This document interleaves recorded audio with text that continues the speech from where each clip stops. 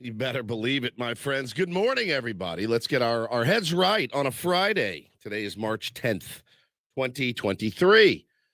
Ben and Woods on 97.3 The Fan. Great to be here with you on a Friday. I'm dressed very nattily in my golf attire today. First time back on the links since we were at spring training, Paulie. I have not been enjoying the cold weather. My hands are old and frail and brittle. And so I don't like to even practice in the cold at all. Yeah.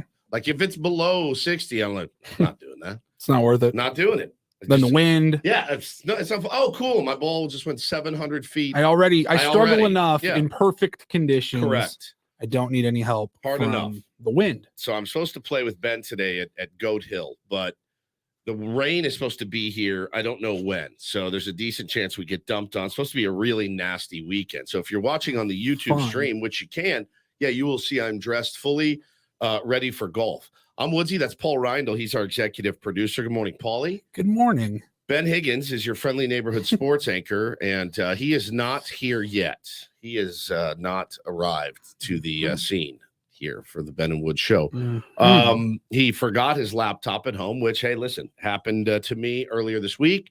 I just went down to the engineer's office, grabbed a new laptop, and didn't miss any time. I think Ben, where he made the mistake though, was yesterday telling me as we left, because he's leaving on the 21st for vacation, first vacation of what I'm assuming is many this year. He said, yeah, it's like I'm already on vacation right now. So, all right, cool. We still have a week and a half. So you're mentally checked out with So next week should be real fun. Next week should be a blast. Should be a blast. And real dialed in. I'm just busting his nuts. I don't care if he's late. I like foreplay. I don't think he does very much. So I'm fine to do it without him. Wait, Woods, we haven't gone over. What are we going to talk about here? I can't tell you. I've been thinking about it all week. I don't think I've ever been more spun out on the radio. You could call me on the air. My wife could text me on the air and be like, I'm leaving you. And I don't think I would be as spun out as I was that morning. Then intro music was playing and I'm about to put my headphones on. What are we talking about here? What do you mean? What? I don't know. I don't know. I said, well, just go with me. What? It spun me out, the likes of which I could barely get through it. And I've been thinking about it now ever since. So he should be arriving imminently. I'm assuming he got about halfway home. He was on the 52. I had to turn around, go all the way back to Encinitas to get his laptop. So he was off last night on television, which is good. That means he got a little rest. But yeah, I'm assuming, he throws his laptop in his bag at the office, and then it's just in his bag. So last night he was probably working from home. It was like, oh, crap, I left it on the desk, which happens to the best of us, Ben. Yeah. So we'll see you when you should have done when you get here. What? Damn it. All right, next time this happens, because it will happen. Yeah. Say, all right, just come on in. We use your phone as your camera.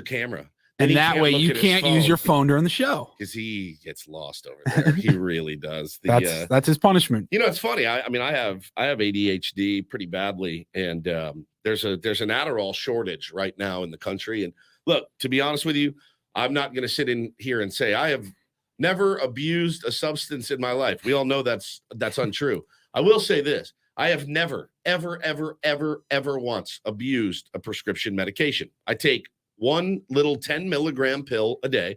I never reload later in the day if I'm feeling down. I don't take them on the weekends. I use them because if I don't, here will be me the whole show.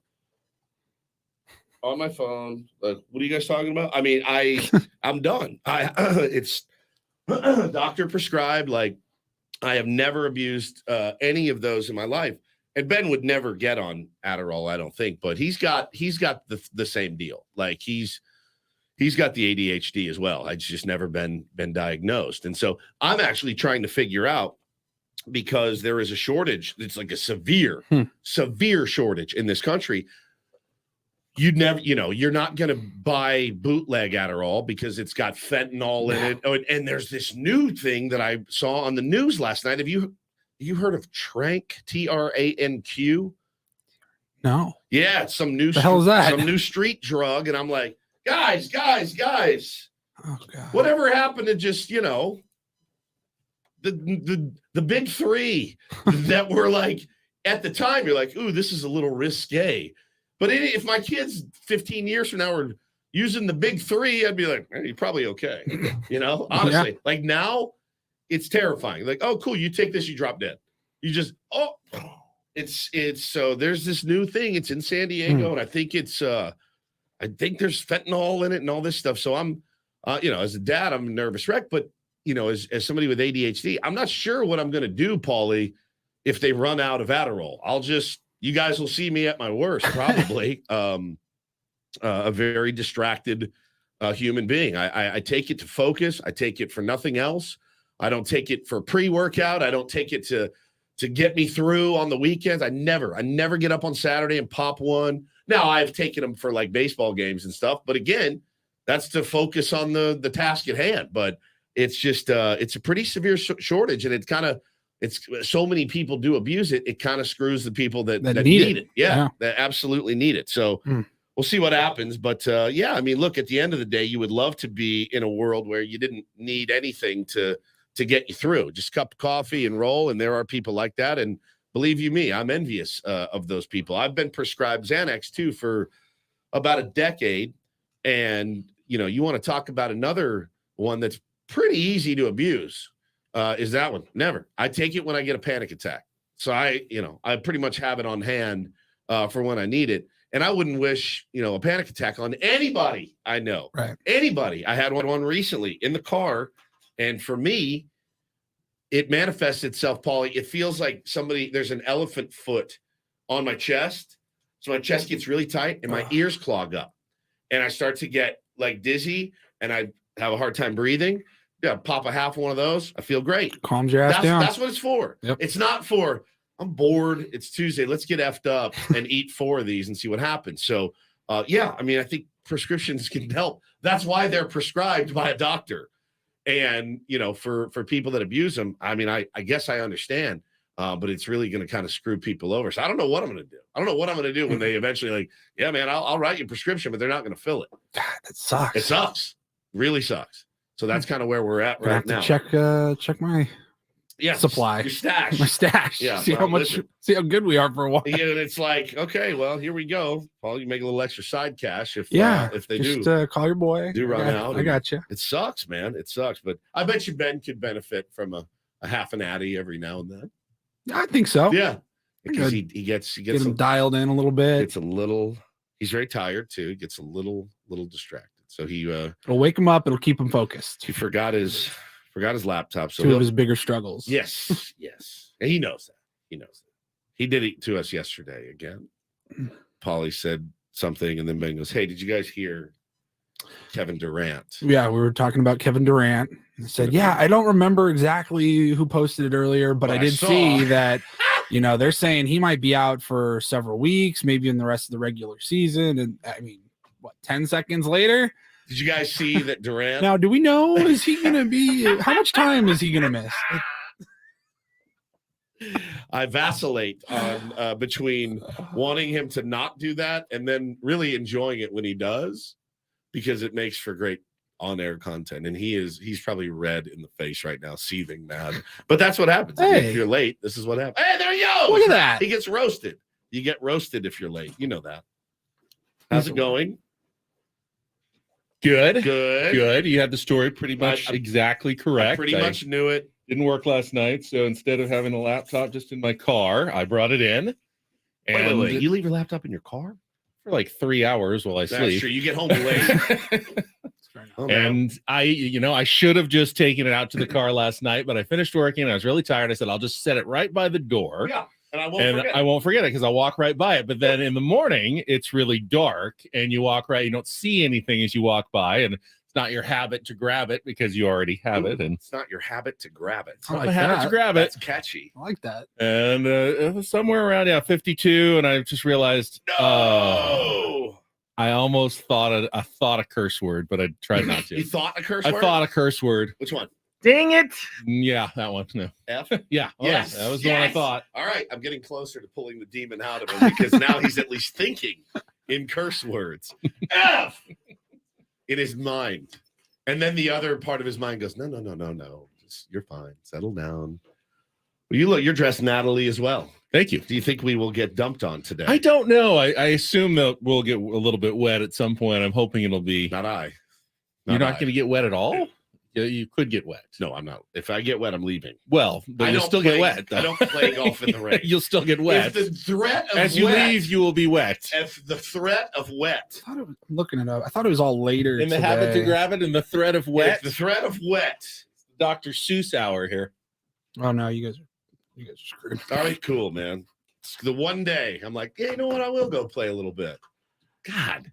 There's a very drastic change in the forecast from here where we are near Mission Valley, centrally located in San Diego, and then you guys are Oceanside later.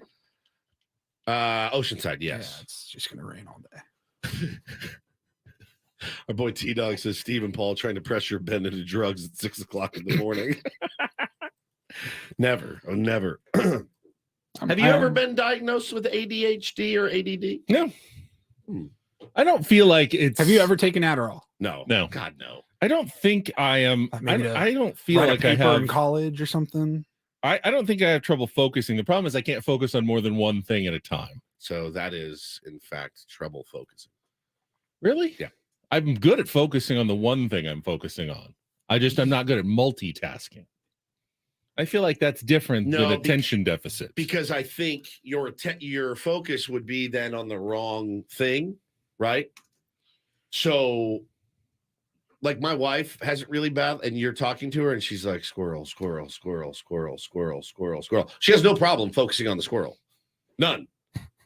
Zero. But I'm like, I'm talking. Are you sure you're just not less interesting than the squirrel? That's possible. Yeah. I mean, that's not an ego thing. That's definitely possible. But you're talking to her, and she's like, you can see the vacancy in her eyes when she's like, there's something to be done, and he's talking to me about work or something, and I'm going to focus on what I want to focus. Like, is it a problem right now? Say I'm trying to get the YouTube set up, and right. I'm trying to send myself the link so I can get it going. I can't listen to you while I'm doing that. I would say on a radio show, if you can't listen to your co-host, yeah, I'd say that's. You could say, well, don't set up the link, but this is something I need to be doing for the show right now. Yeah, you can do it at break. Would you want me to do that? I thought Paulie would think it would be important to get that done as soon as possible. I didn't say anything. I just assumed that you'd want me to get it done as quickly as I could. Right. Because everyone's watching you guys and no one can see me. Right. Am I doing it wrong? Let's see.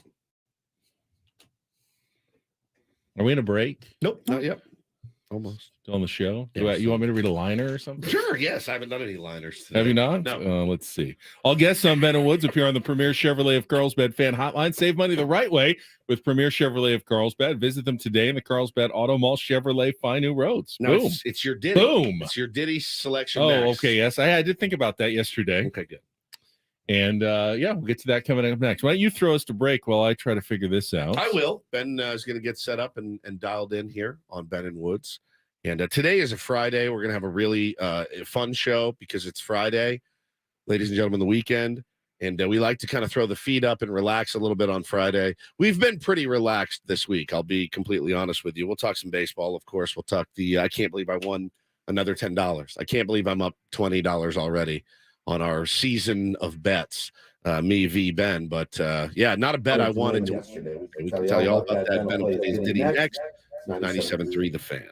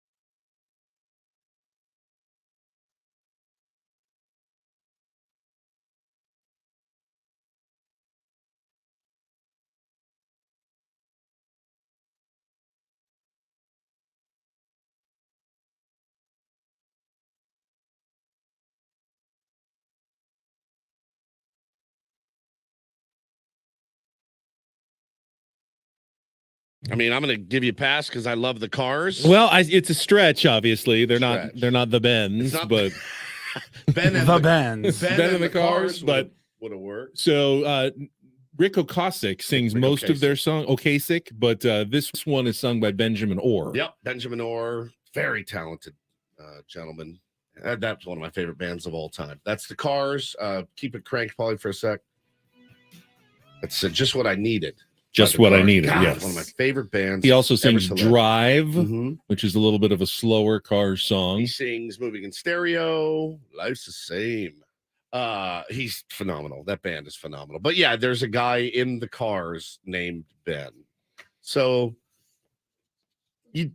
I'll give it to him. you give it to him. I love the Cars, so I was gonna. Yeah, I give it to him. mean, you do like Ben Folds 5. I do like Okay. Ben Folds 5. I listened and there was nothing that was like standing out for me. I wanted Ben to, Harper. I love the Cars, and I thought Yeah. it would be more appropriate for me to pick something I love True. than Like to try I- to stretch on it. Here's a song that I just heard for the first time yesterday. Like I picked Steven Seagal, someone I love. Like, deeply, Deep passionately. films, music, and all of it. Just all of it. Do you know he's like one of the bigger creeps in Hollywood, Steven Seagal? I mean, I didn't know that. Like It's like a legendarily like casting couch creep is like, hey, I'll give you I hate to judge a book by its cover, but it's not stunning when you say that. It's like, really? like, hey, I'll give you a role in Marked for Death, but you have to come to my hotel room type guy. He's like one of it. So many allegations against Steven Seagal. It's just one of the worst. I think Benjamin Orr, though, on the other hand, Ben, is a much better pick and safer pick. I can't get my camera to. There we go. Is that better? You want to go home and grab a different Yeah, laptop? let me run home. I'll be back. I will be back. All right. So now we're starting kind of fresh. How was your evening? You had the night off. Yeah, I was good. I was mostly falling asleep on the couch while watching some Sports Center and then doing some Take on Woods questions and a few notes for the show. And then I went to bed early. Busy day of college basketball. Yeah. Aztecs in the afternoon, Yep. and then a few other games. DePaul is out, unfortunately. I know you're very disappointed being a giant DePaul fan, but they lost to Xavier. Man, damn it, DePaul. One of my favorite lines ever uttered on this show. Now you wanted to go to DePaul, and now you work with DePaul. I'm gonna need a DePaul shirt. DePaul Reindl. Should we tell everybody, Paulie, what we're currently working on, or no? Save that. Let's just hold on to that. Oh, Paulie wants to save it. Wow. A little tease. I'm excited. Well, me too. But we're not talking about what we're doing in the next segment, right? No. That's out in the open. We teased that. Yeah, we did. So the NCAA tournament bracket comes out on Sunday. So right now, you've got some conference commissioners and other college basketball bigwigs who are all in a hotel conference room somewhere. I'm sure it's a nice place that they have rented for a few days. Where do they do it? Do you know? I think Indianapolis is Okay. where their headquarters are, but yeah, You think they look at each other and go, "Can we do better than this?" I'm sure they Can we do bring in pretty good like catered spreads for all the people who are sitting there. And they got a big board and they got like school names on placards where they move them all around and they discuss each team individually, their resume, the merits, who deserves to be in, what seed line they should be on. And ultimately, a couple hours before it's revealed on Sunday, they'll finish up the 68 team bracket. Well, we have our tournament of drops every year where we take our favorite sound bites and we put them into brackets, and the tier ones get to pick, each round, and we end up with an ultimate winner. I have been in charge of making up the brackets every year, but I thought let's do it like the committee does. Let's go through the drops today and discuss where we think they each deserve to be, like which one should be the higher seeds, which one should be the lower seeds, and then ultimately I'll finish it up over the weekend and we'll reveal the first round matchups on Monday. Well, listen, Paulie and I may be the jury, but ultimately you're the judge. Right. And But you're part of the committee now. I'm the chairman of the committee. You are members of the Tournament of Drops committee. And in our next segment, we're going to go through the field and, who gets in, who gets out, who gets the number one seeds in the 4 different regions, And, we'll start having that discussion, and we won't necessarily agree on everything, but I think your input is going to be important and valued in this discussion. Okay, yeah, I'm not great at seeding things. No, but you, in my mind, I'm like, that's but a you one. do have, That's a one. That's a one. Well, that's that's a one. I think it'll help because then you'll realize they can't all be ones. Yeah, That, In my there's a mind, finite they're all supply, ones. and you have to have some 2s and some 3s, and on down the line. You even have to have a couple of 8s. Yeah, you got to have some 8s as well. Are you guys doing a bracket this year? I will do one. Yeah. Did you see the email yesterday? We got it from Adam. They have like Odyssey hosts around the country. I'll get in a bracket and we can compete against our colleagues in different markets. Yeah, I did see that email. And then I saw it saying, please write a couple of sentences on why you're going to pick who you picked. And I said, nope, not doing that. Oh, all right. Did you see that part? Yeah. It's writing a couple of sentences. It's not can't that. I just pick in what universe have you ever done a bracket where they're like, explain why you went with Xavier? Explain it. Explain, Ben. What is your reason? I love their trap defense and really love the way they shoot the 3. Get the F out of here. Can I just do a bracket? Why does everything have to be so difficult? This company. Just put out a bracket. Let me make my picks like every other place in the world.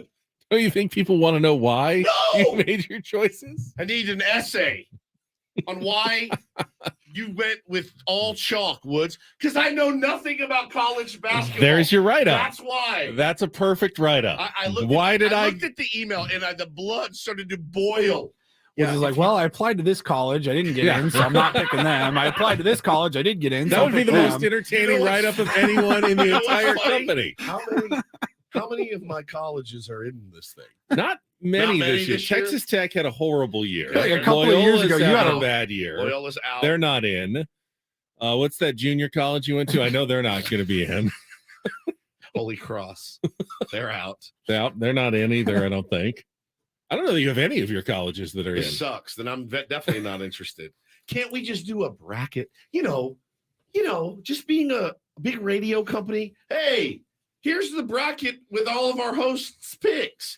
Also, they explain in depth why. They're not asking you to break down every single matchup. They were asking for the biggest one reason of one world. team.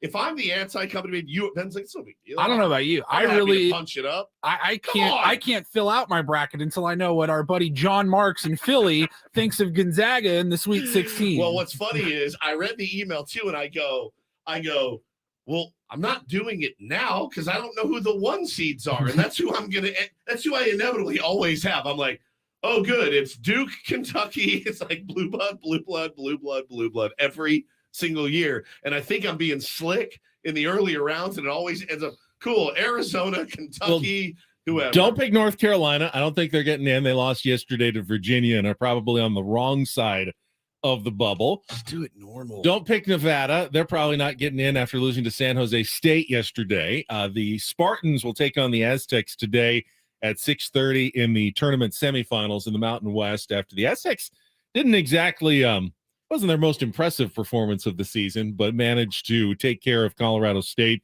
in the first game yesterday, 64-61. And once again, this has become a very troubling trend for San Diego State. They didn't score a basket in the last almost 4 minutes of the game, and they still ended up winning. They've done this in a number of games where they don't score for the last 3 minutes, 7 minutes, 5 minutes. They made some free throws, clutch free throws. Matt Bradley had a couple of big ones, but in terms of actual field goals made, 0 in the last nearly 4 minutes of the game. It feels like if you want to go deep in the NCAA tournament, you can't just stop scoring 35 minutes into a 40-minute game. One would think. I don't know why this keeps happening to San Diego State. Is it were they getting looks and missing shots? I didn't know they were getting fouled. They got to the free throw line, and they won close games. And normally, if you win close games, that's a great sign for the tournament because you're going to play close games in the NCAA tournament. You just worry that why is it that their offense seems to disappear in the last few minutes of the game? Is it the pressure? If it was the pressure, they wouldn't have been making all those free throws down the stretch that they did. I mean, they're not clutch. We've seen some clutch shots this year. It's just that they get stagnant. They get whatever it is that was working for them early in the game stops working at the end of the games, and they got to figure that out pretty quick. Yeah. If they want to have some success next week. Well, otherwise, it could be another one and done year, I think, for San Diego State. I kept thinking about it. I was in the pro shop at Encinitas Ranch after a lesson, and I looked at the TV and I saw the last minute of the game, and I was like, oh, God, this is way closer. And then I kept thinking about what you said. If they don't end up winning it, at least they're going to get some nice rest before the tournament. But, of course, they ended up pulling that game out. Now they will go on game. Next game is today. 6:30 against San Jose State. Okay. In the semifinals. And then tomorrow would be the finals at 3:00 on national TV, CBS, if they make it to the final game, which they have every single year under Brian Dutcher. They've made it at least to the championship game of the Mountain West tournament. Beautiful. All right. Speaking of brackets, the committee will be in session. Did we get a catered spread in for our committee discussions or no? No, this is basically Bare basically bones. Indianapolis. All right, as so far as you know. The bare bones committee discussion for the tournament of drops. We will get to that coming up next with Ben and Woods on a Friday morning on San Diego's #1 sports station, 97.3 The Fan.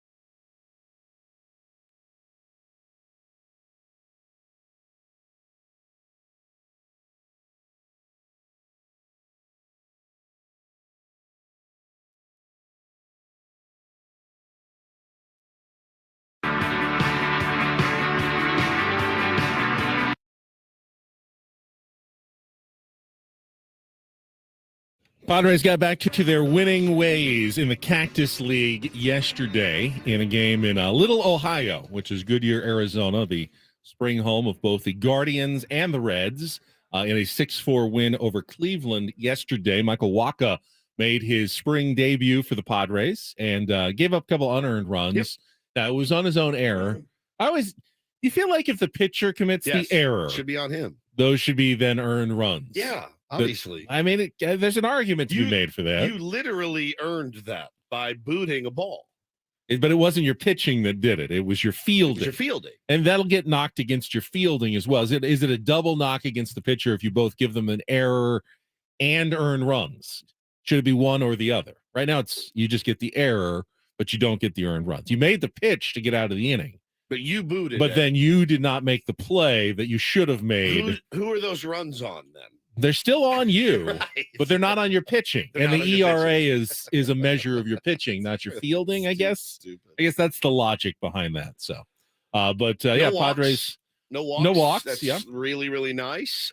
3 hits, struck out a couple for Michael Wacha. So, yeah, again, I have a feeling that, if everything works out to plan, Ben, maybe look back and be like, whew, kind of nice we got Michael Wacha when we didn't know about the kettlebell incident hadn't happened yet. Good news reported yesterday by our own Sammy Levitt. Some pictures or video of Joe on the backfields throwing, actually landing on the damaged foot. So that's an encouraging sign. Maybe the hyperbaric chamber is working. Whatever other voodoo magic he's doing to get his toe ready for opening day, he is looking good. So he's back there throwing again. That was nice. Josh Hader had your classic vulturing of a win with a scoreless 4th inning, even though he gave up 2 hits and a walk. But he picked up the win yesterday. And yeah, a couple other things to be excited about. How about Jose Azocar, who we've been lamenting his power or lack thereof, and look at him actually yacked one out yesterday. If it was he had just run into one, fine. But he's been hitting the ball hard. He has all dude. spring. He had And three knocks yesterday. I try not to read, like everybody else, too much into spring training results, but there's something a little different, it seems, about Jose Azocar. He looks more like a big leaguer now, maybe like a regular in a lineup somewhere. If not a regular, certainly first guy off the bench type guy. At this point, if I had to name the outfielder who's going to start on opening day when Fernando Tatis Jr. is still on his suspension, if I had to say right now who it would it be Azocar? Would it be Dahl? Would it be Adam Engel? I would probably pick Azocar as my guy at this time, based on how he's looked in the spring and the fact that he's been on this team last year and was part of it. I think I'd have him in my opening day lineup right now. Yeah, who we playing the Rockies? Correct. Who's their one? Is it probably Freeland? He's a lefty. Yeah, Azocar may get the. Is he a lefty? Kyle Freeland? I believe he is.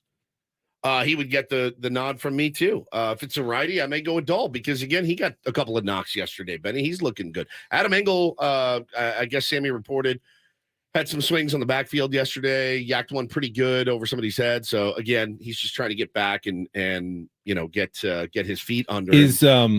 Now can they both make the team at the same time? I think so. Dahl and Azocar. Yeah, I don't think it's a one or the other situation. What about Engel though? Because as we talked to Sammy yesterday, Sammy thinks he will. Engel's kind of slotted for a spot on this team anyway. They signed him to a big league deal with the idea that he'd be a defensive guy, a speed guy. I don't think they want to cut him. So can you keep Engel, Azocar, and Dahl all at the same time on the roster? I'm not sure if they have enough room for all of them. That'd be. I mean, what's the bench typically? Isn't it about? But you need Campy's going to be on there. Who are your backup infielders? Yeah, who's your backup infielders? Yeah, Brandon Dixon, Carpenter. Yeah, I don't know. It's 26-man roster, and what do they usually carry? About 13 pitchers? Yeah, I think it's 13 is the mandated number. So you got 13 position players, 13 pitchers now. So you got 8 guys in the field. And a designated hitter. 12, and Nelly Cruz. So 4, 12 or 5? 5 guys. So you got 4 guys on the bench. 4 guys on the bench. One of them's a backup catcher, which leaves you with 3. Carpenter will certainly, be included in that group if he's not starting. So Well, one of them has got a 3-week. you've only got 2 other guys. Now, I guess with Tatis out, you've got one extra spot to work with. So yeah, maybe it'll be interesting to see. I mean, the thing I love is that guys are fighting hard for this. I mean, Dahl and Azoka are like, they're like fighting really, really There's hard also an interesting competition in the bullpen. Craig Stammen has looked really good, very good this spring. He's on a minor league invite right now, not on a major league contract. If you don't put him on the roster, similar to like a Julio Teheran, he can go sign with someone else. Yeah. And the way he's pitching, he probably would. I mean, if another team needs him in the bullpen, he probably will leave. So, what are the spots left over? You don't have many spots in the bullpen already. I mean, you can send Steven Wilson back to the minors. He's been really good. Tim Hill, no. I mean, you got to have him up there. Nabil, he's looked really good. It also depends if they end up, putting him on the 10-day to start the season. So there may be a slot for Craig Stammen then. I mean, look, these are going to be really difficult decisions for Bob Melvin, but I love it. I love that he has difficult decisions to make because that means guys are performing. And you want like 9 tough decisions is what you want. And you better hope you make the right one, but you don't want to come into camp and being like, all right, well, I guess he's coming because we signed him to a major league deal. You got to put him on the roster and we'll have him because, well, we know him. Like you want guys that are competing and playing well and trying to earn that spot. So I think everybody wants to be a part of this thing this season, Ben, and everyone's grinding. As you mentioned earlier, another offer for Fernando Tatis Jr. did reach base. Did he walk or how did he get on? Walked. I think he walked. Another 0 for 3 is now 0 for 16 this spring. It's not a bet I wanted to win. I know you didn't. We need a whiteboard. I'm plus $20 on the plus year. 20. It's going to be a long run though. There'll be swings both ways. 3 weeks until opening day. Is it an over under every day? I'm $20 on the season. I'm not worried yet. Somebody said yesterday, Ben, I wish you would have taken the under. Wait, they said basically you want to fade Ben every time. So what did you take? I took the over. Yeah, I thought he was going to get a hit yesterday. I did too, actually. I was happy to give you $10. Yeah. If he had gotten that hit. I didn't see it. I didn't see his ABs, but here's what I did here. So I'm sitting down to eat my sandwich for lunch, and I put on MLB, the app, and I'm listening to. I clicked on Padres. I wanted to listen to Jesse and Tony, and I didn't hear them. I heard Coach, and Coach was, I think at the time, talking to Bill Shaken, and I'm like, what is going on? On the MLB app? On the MLB app. So I switched over. I hit Guardians. And I went over to the Guardians app, and Fernando was coming to the plate. And here's some relic calling the game. He's like, here comes Fernando Tatis Jr., just suspended for PEDs. And now he's back. I'm like, is this going to be the tagline for old white guys for a while, for the entire season? So that's what I heard immediately. And then, hey, if you don't want that to be your tagline, don't get suspended for using PEDs. I get it. Just wait till he hits a home run against the Diamondbacks. Bob Brenly's head explodes. In the box. Yep. So, yeah, that was like right when I turned it on, I go, all right, I'm not listening to this. And then they fixed the stream and Jesse was back on. So I listened to Jesse and Tony. Don't forget the Ben & Woods Open coming up on Thursday, April 6th at Rancho Bernardo Inn. Slots in the tournament go on sale Wednesday, March 22nd. Thank you to our sponsors, Coastal Fire and Integration Systems and Cobra Golf, helping set up what should be the best Ben & Woods Open ever. I know we're only got one to compare it against, but I'm hoping it's even better. The first one was really good. It's a high bar, but it should be a lot of fun on April 6th out at RBN. All right, Paulie has set up our montage of drops for our field of 32 in this year's tournament of drops. We'll get to that right after a check of traffic here on 97.3 The Fan. From the Premier Kia of Carlsbad Traffic Center, part of the Premier Auto family, here's Kelly Tannick. Traffic is sponsored by Premier Chevrolet of Carlsbad. Got a few things that might slow you down a bit. Crash over the right shoulder on westbound 8 past Waring Road. Also, 2-vehicle accident on southbound 5 before Imperial there in the center divide. And watch out for a stalled car southbound 50 before 32nd Street. That is in the center divide. Coach Quintero and Joe Musgrove's Choice, they're a different kind of dealership looking to be a solid community partner and deliver excellent service. Premier Chevrolet of Carlsbad. Chevrolet, find new roads. I'm Kelly Danik with Ben & Woods, San Diego's #1 sports station, 97.3 The Fan. Is it extra sweet because this is against the Dodgers? Good morning, guys. Can I get a oh yeah? Oh yeah. Big Dumper Cum Fernando. I didn't even get a free meatball out of the deal. It's flapping. There it is. Where are these cream pies coming from? Hold on. Remix. Rams. Millen. That was good. All right. Did you catch a game last night? Do you like hot fudge sundaes? Have you tried the lasagna? It's my favorite. Is it still hot out there? Okay, how are you? We are winning the World Series in 2022. I love Ben and Woods. Finally, the chance for somebody to get on and do some good sports talk radio. Oh, yeah, the Padres won. There it was. Glory hole. The series is over. Go San Diego. Good morning, everybody. Look at Nelly Cruz. Suck it. Are you ready to blast the moon? Toilets! That's what's in. Oh, God. So, sports. There it is. Field. There it Is is. this the best field we've ever It's a had? really good field of 32. In 4 years of the tournament of drops. And I think now committee, get your pens and pencils and notebooks ready. I think the first question to ask is structure of the tournament. Okay. We need 4 number 1 seeds. Now, obviously, Carving Guy is a juggernaut here. God, I mean, He could have multiple number 1 seeds, but I feel like a good way to structure the tournament would be to have like a Carving Guy region, and have his best of the 4 Carving Guy drops be a number 1 seed with others following him up, just so we're not, we could have an all Carving Guy Final 4 if we split them up. Do you want to keep them together, or do you want to mix them around the different quadrants of our bracket? It's like the hardest question I've ever been asked. I honest to God, I know. In my mind, he's just a 1 seed everywhere. he goes. That's a tough thing. That being said, I believe that there are Carving Guy drops. I believe that there's 1 or 2 that are far superior. I think the overall number 1 seed in the tournament, in my mind, is Have You Tried the Lasagna? It's my favorite. I think that's the number 1 seed in the tournament overall. I don't think I would necessarily argue with that at all. That would not keep me up at night. Now, do you like Hot Fudge Sundaes is great as well. An argument can be made for, do you like Hot Fudge Sundaes on the top line too? The one I see the most on social media, and the one that people say to me the most, is, "Try the lasagna." It's my favorite. I mean, is it still hot outside? Could Kills be right up there at the top as well. But if we were going to split them up, Right. here's my thinking for the other potential 1 seeds that aren't Carving Guy. I think, is it extra sweet because it's against the Dodgers? 100%. Has to be right up there as, like a co-favorite in this tournament. I think, can I get a "oh yeah" from Bo? Bo has been very strong in this tournament in the past. Past performance, you can't necessarily go from 1 year to the next, but every year, Bo's drops always surprise us in how well they won. He won, I believe, didn't he? Win the first one tournament of drops. Wasn't it FU? Yes. And He was to like have him 2. and Taylor together feels like that's a pretty powerful duo. And I'm thinking of putting that as a number 1 seed also. I feels 1.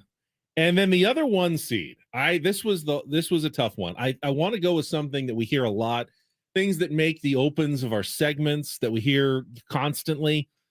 I feel like Bless the Mood has been big. You're shaking your head no. Would you rather have Glory Hole be a 1 seed?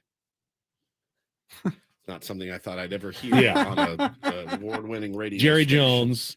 There it was. Glory Hole. Glory hole. I don't think it's a 1. You don't think that's a 1 either? Paulie, you haven't weighed in yet. What would be the 4th? No, see now that's Paulie only plays them all. sometimes the 4th number 1 seed can be one of the more difficult decisions because it's on the borderline of being a 2 seed, and there's a lot of different directions that we can go. Should we make another Carving Guy the 4th seed? I think Yeah. it's a Carving Guy. All right. It's a Carving Guy. So do you like Hot Fudge Sundaes, or you think should be the 4th one, or do you want to go with? Is it Do you still like hot fudge outside? sundaes? Oh my God.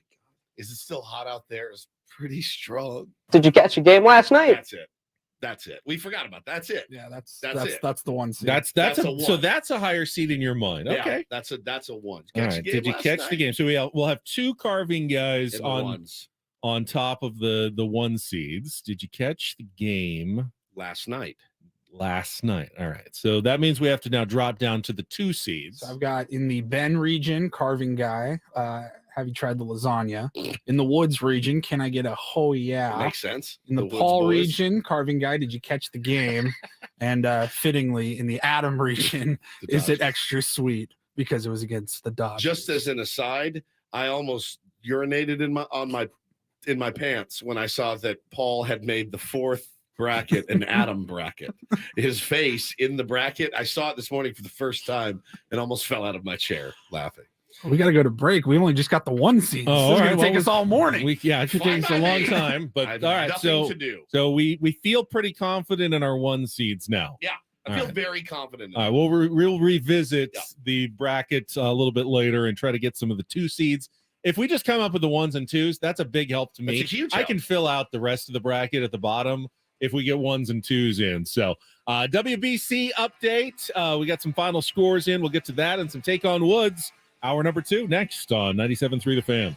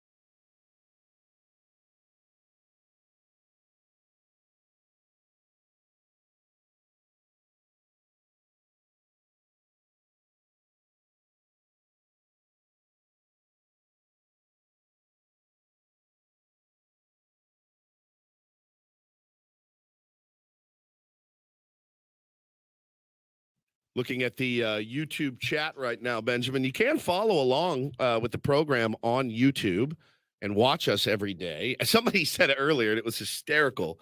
He said, "You guys have faces for radio."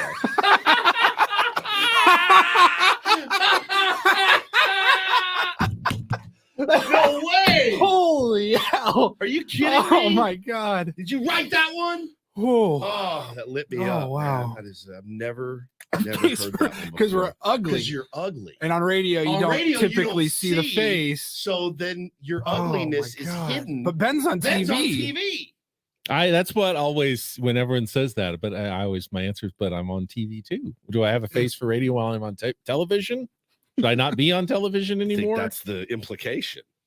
But at any rate, there's already a lot of debate on the YouTube chat about the seeding. The drops. Yeah. I mean, which it's, is you know, great. just like with the college basketball teams, there's always going to be some unhappy fans, some people who think their team was seated too low or too high. I can't wait. This is just how it goes. I can't wait until That's What's In gets 0 votes. That's going to be the best part of it. If you vote for That's What's In, you're a filthy Dodger Now, fan. does that make it an 8 seed? I feel like it could be higher than an 8 seed.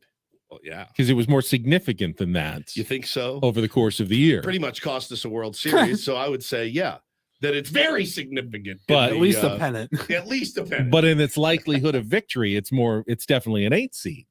Because I can't see it winning over really anything. I in don't the see it tournament, scoring one bucket. Like I picture it going ice cold like the Aztecs with 5 minutes to play, Ben. But it's gonna be like one of those high school like JV scores that make the news like once a year. It's like, oh, this JV team beat up another 125 to 6. Oh man. Matthew says, I'm absolutely voting for That's What's In. Please don't vote for That's What's In, because then it has to keep living.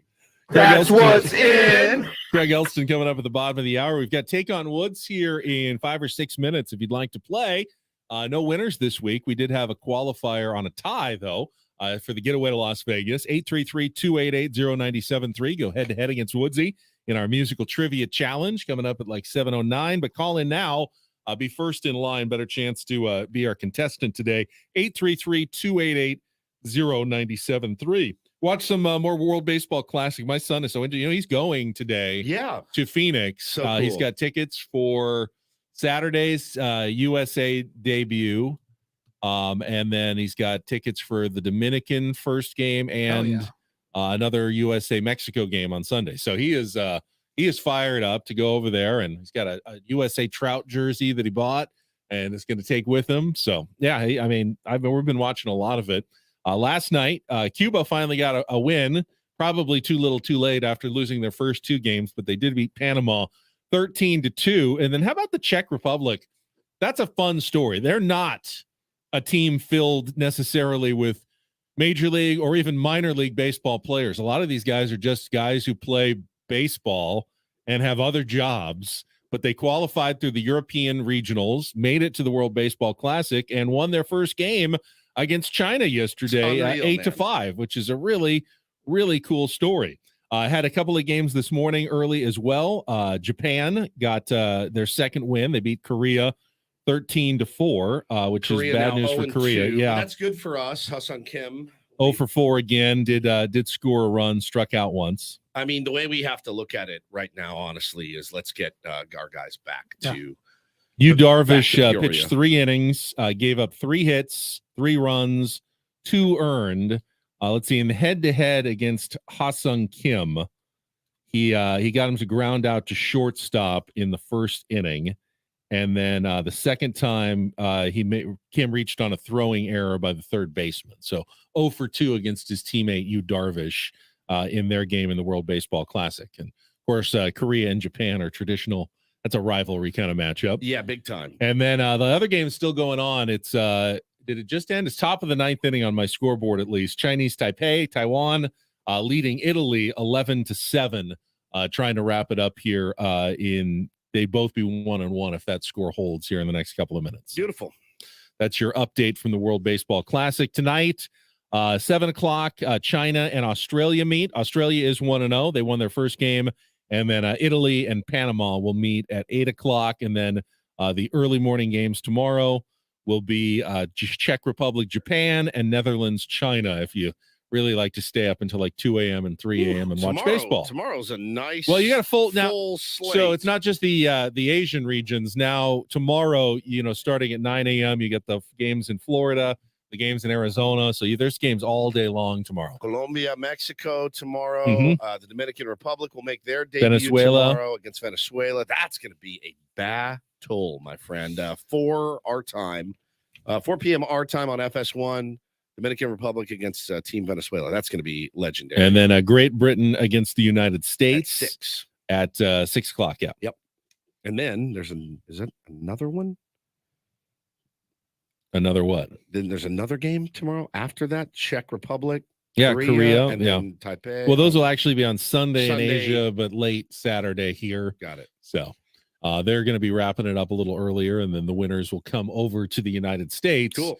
For the knockout round after pool play is over. But, the games for the most part have been pretty entertaining, I think, from what I've been watching. And I've enjoyed the competition of the World Baseball Classic again. It's just been the only thing for me has just been the timing of it during the work week. I had, tomorrow I plan on, I guess it's supposed to pour rain.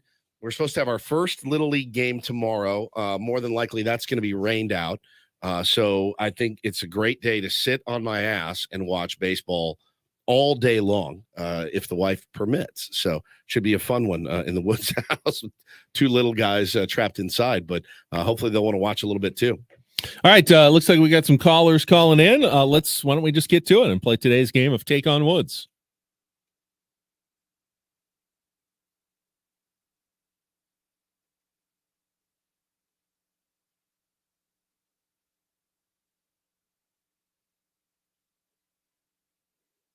Oh, we got Tier 1 Maggie, big supporter of the show, the golf tournament. Maggie, good morning to you. How are you? I am well. How are you doing, Ben? Good, very good. Woodsy has left because he doesn't get to hear this part, but you get a chance to qualify for a getaway to Las Vegas. I know you just want the pride of beating Woods here and Take on Woods, but if you do beat or tie him, you will qualify for the getaway with the tickets to see 38 Special at the International Theater at the Westgate Las Vegas on April 28th, and a 2-night stay at the Westgate Las Vegas. All right, here are your category choices, Maggie. Jesus, I like him very much. Jesus in all the musical answers there. Sexy Time, 5 song titles that include the word sexy. And our new category is Shake and Bake, 5 song titles that include the word shake. So of those 3, Jesus, I like him very much. Sexy Time or Shake and Bake, Maggie, what would you like to play today? I think I've got to do the Sexy Time with you, Ben. Oh, very good. All right. Maggie. Sometimes music is all about making you feel sexy. If Woods was here, he would say, save that clip. 5 songs all include the word sexy in the title. You know how it works. 60 seconds. Pass if you don't know one. First question is our 2-second song. So listen to the music. Give me both the title and the artist to score that point, and we'll see how you do. Maggie, you ready? Let's go. All right, Paulie, 60 seconds on the clock. The category is Sexy Time. Your time begins when Paul plays the music. Good luck, Maggie. Let's Take on Woods.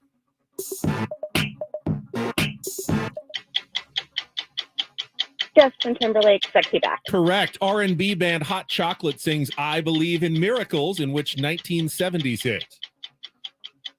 You sexy thing. Correct. Which 1991 debut single by Right Said Fred ends abruptly with the words for this song? Too Sexy. Correct. I'm Too Sexy. Okay. Correct. Rod Stewart asked what question in the title of a song that also included the line, If You Want My Body? You think I'm sexy. Correct. LMFAO followed up Party Rock Anthem with which second hit that reached number 1 in early 2012? Oh God, is it sexy? And I know it. I'm sexy. Maggie's so good at this game. All right, you are definitely a winner. The only question now is whether or not Woods can match you with the tie. But hang on the line, Maggie. Paulie will get all your information during the break because we know you're qualifying for Vegas. All right, Woodsy's coming back in. All right, we got tier 1 Maggie. She's always good at this game. Oh, no. Her score is locked in, and Woodsy doesn't get the category to make it even tougher. This is Get ready. she's always good. Worried about you today. All right, 60 All right. seconds back on the clock. Your time begins when Paul plays the music. Good luck, Woods. Let's take on Maggie. Sexy Back, Justin Timberlake. Correct. R&B band Hot Chocolate sings I Believe in Miracles, in which 1970s hit. You sexy thing? Correct. Which 1991 debut single by Right Said Fred ends abruptly with the words for this song. I'm too sexy. Correct. Rod Stewart asked what question in the If time? you think I'm sexy. Incorrect. You bastard. LMFAO followed up Party Rock Anthem with which second hit that reached number 1 in early 2012?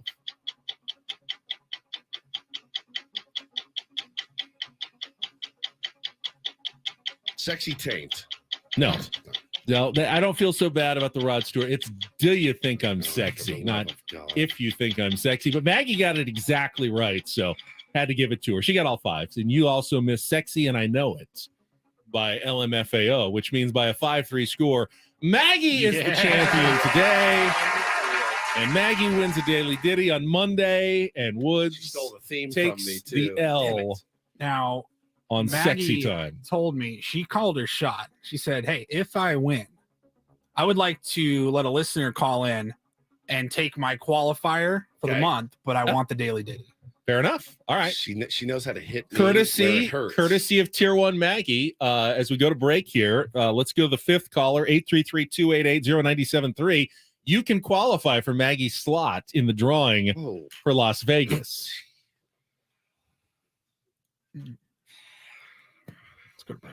What's wrong? Nothing. Not a damn thing, Benjamin.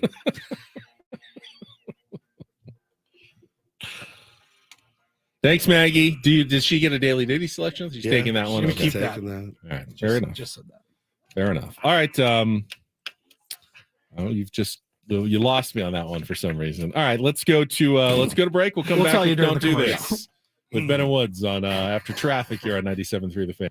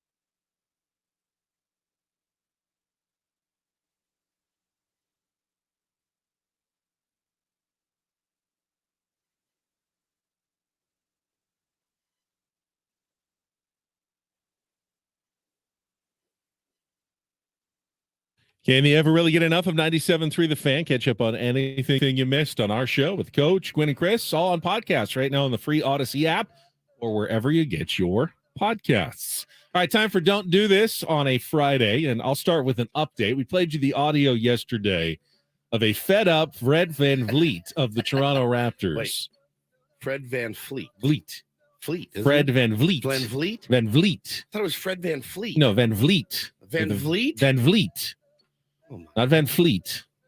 It's Fred. There's a Van band Vliet. called Greta Van Fleet. But this is Fred Van Vliet. VV. VV, double Oh, V. God, that was Van Fleet. This whole No time. space. It's Van and Van then Vliet. capital V, but all within one word. Van Vliet. Is that right? Van Vliet. Fred Van Vliet. Vliet. And Where- the audio was fantastic. Yeah, He was, so he was you know what? complaining about the refs. It happens every once in a while that a player gets fed up and he decides, I know I'm not supposed to criticize the referees, and if I do, I'm going to get fined. Yeah. But you know what? For now, it's worth whatever they charge me. Here's what he said yesterday. I mean, I don't mind. I'll take a fine. I don't really care. I thought, Ben Taylor was terrible tonight. I thought that on most nights, a couple of the, out of the three, there's one or two that just the game up, and it's been like that a couple games in a row. Denver was tough, obviously.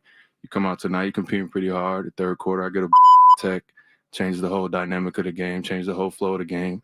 And, most of the refs are trying hard. I like a lot of the refs are trying hard. They're pretty fair. They communicate well. And then you got the other ones who just want to be and just kind of the game up. Nobody's coming to see that. They come to see the players.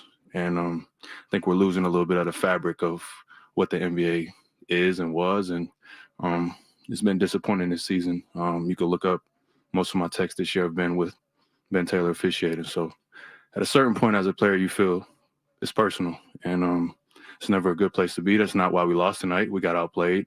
But it definitely makes it tougher to overcome. All right. If you had to guess, how much do you think that cost Fred VanVleet? That, what about 60, 70 seconds of ranting about the referees? Yeah, but what's a fair price for that? In no uncertain terms. I mean, he was name checked. Yep. A ref said, he knew he was going to get the fine. I'll go $25,000. Hey, not bad. $30,000. Which, I mean, for an NBA player, it doesn't sound that much, but think about that. That's like a new Honda Accord. In 1997, maybe. Okay, new Honda Civic then. That's one of those little tiny Le cars or something. Yeah, you can't get a car for $30,000 anymore. I don't think. Yeah, you can. I don't think so. My son Used. bought his Toyota Used. for like 27. I was new. It was like 27. A Toyota. A Toyota Camry. For 27. Yeah, brand new. Yeah. I think somebody got the Higgins deal on that one, buddy. You know who I am, actually? I mean, it was like a year. Hi, Ben Higgins. Hi, Channel 10. Hi, Ben Higgins. I'm Ben Higgins from Channel 10. I'm here to buy a car today. And Brennan Woods. Also Brennan Woods. Something got me hot on social media. It's not sports related. Did you see this yesterday, Benny? I don't know what you're talking about. Mad. No, I you don't. Never look at my Twitter. Do you? I do. I scour yours for content, and usually works. But yesterday, I was perusing Twitter, and I saw this beautiful, beautiful video of this teacher, and he's playing Miles Davis milestones to his third grade class. Oh wait, I did see this. Okay, I did see this.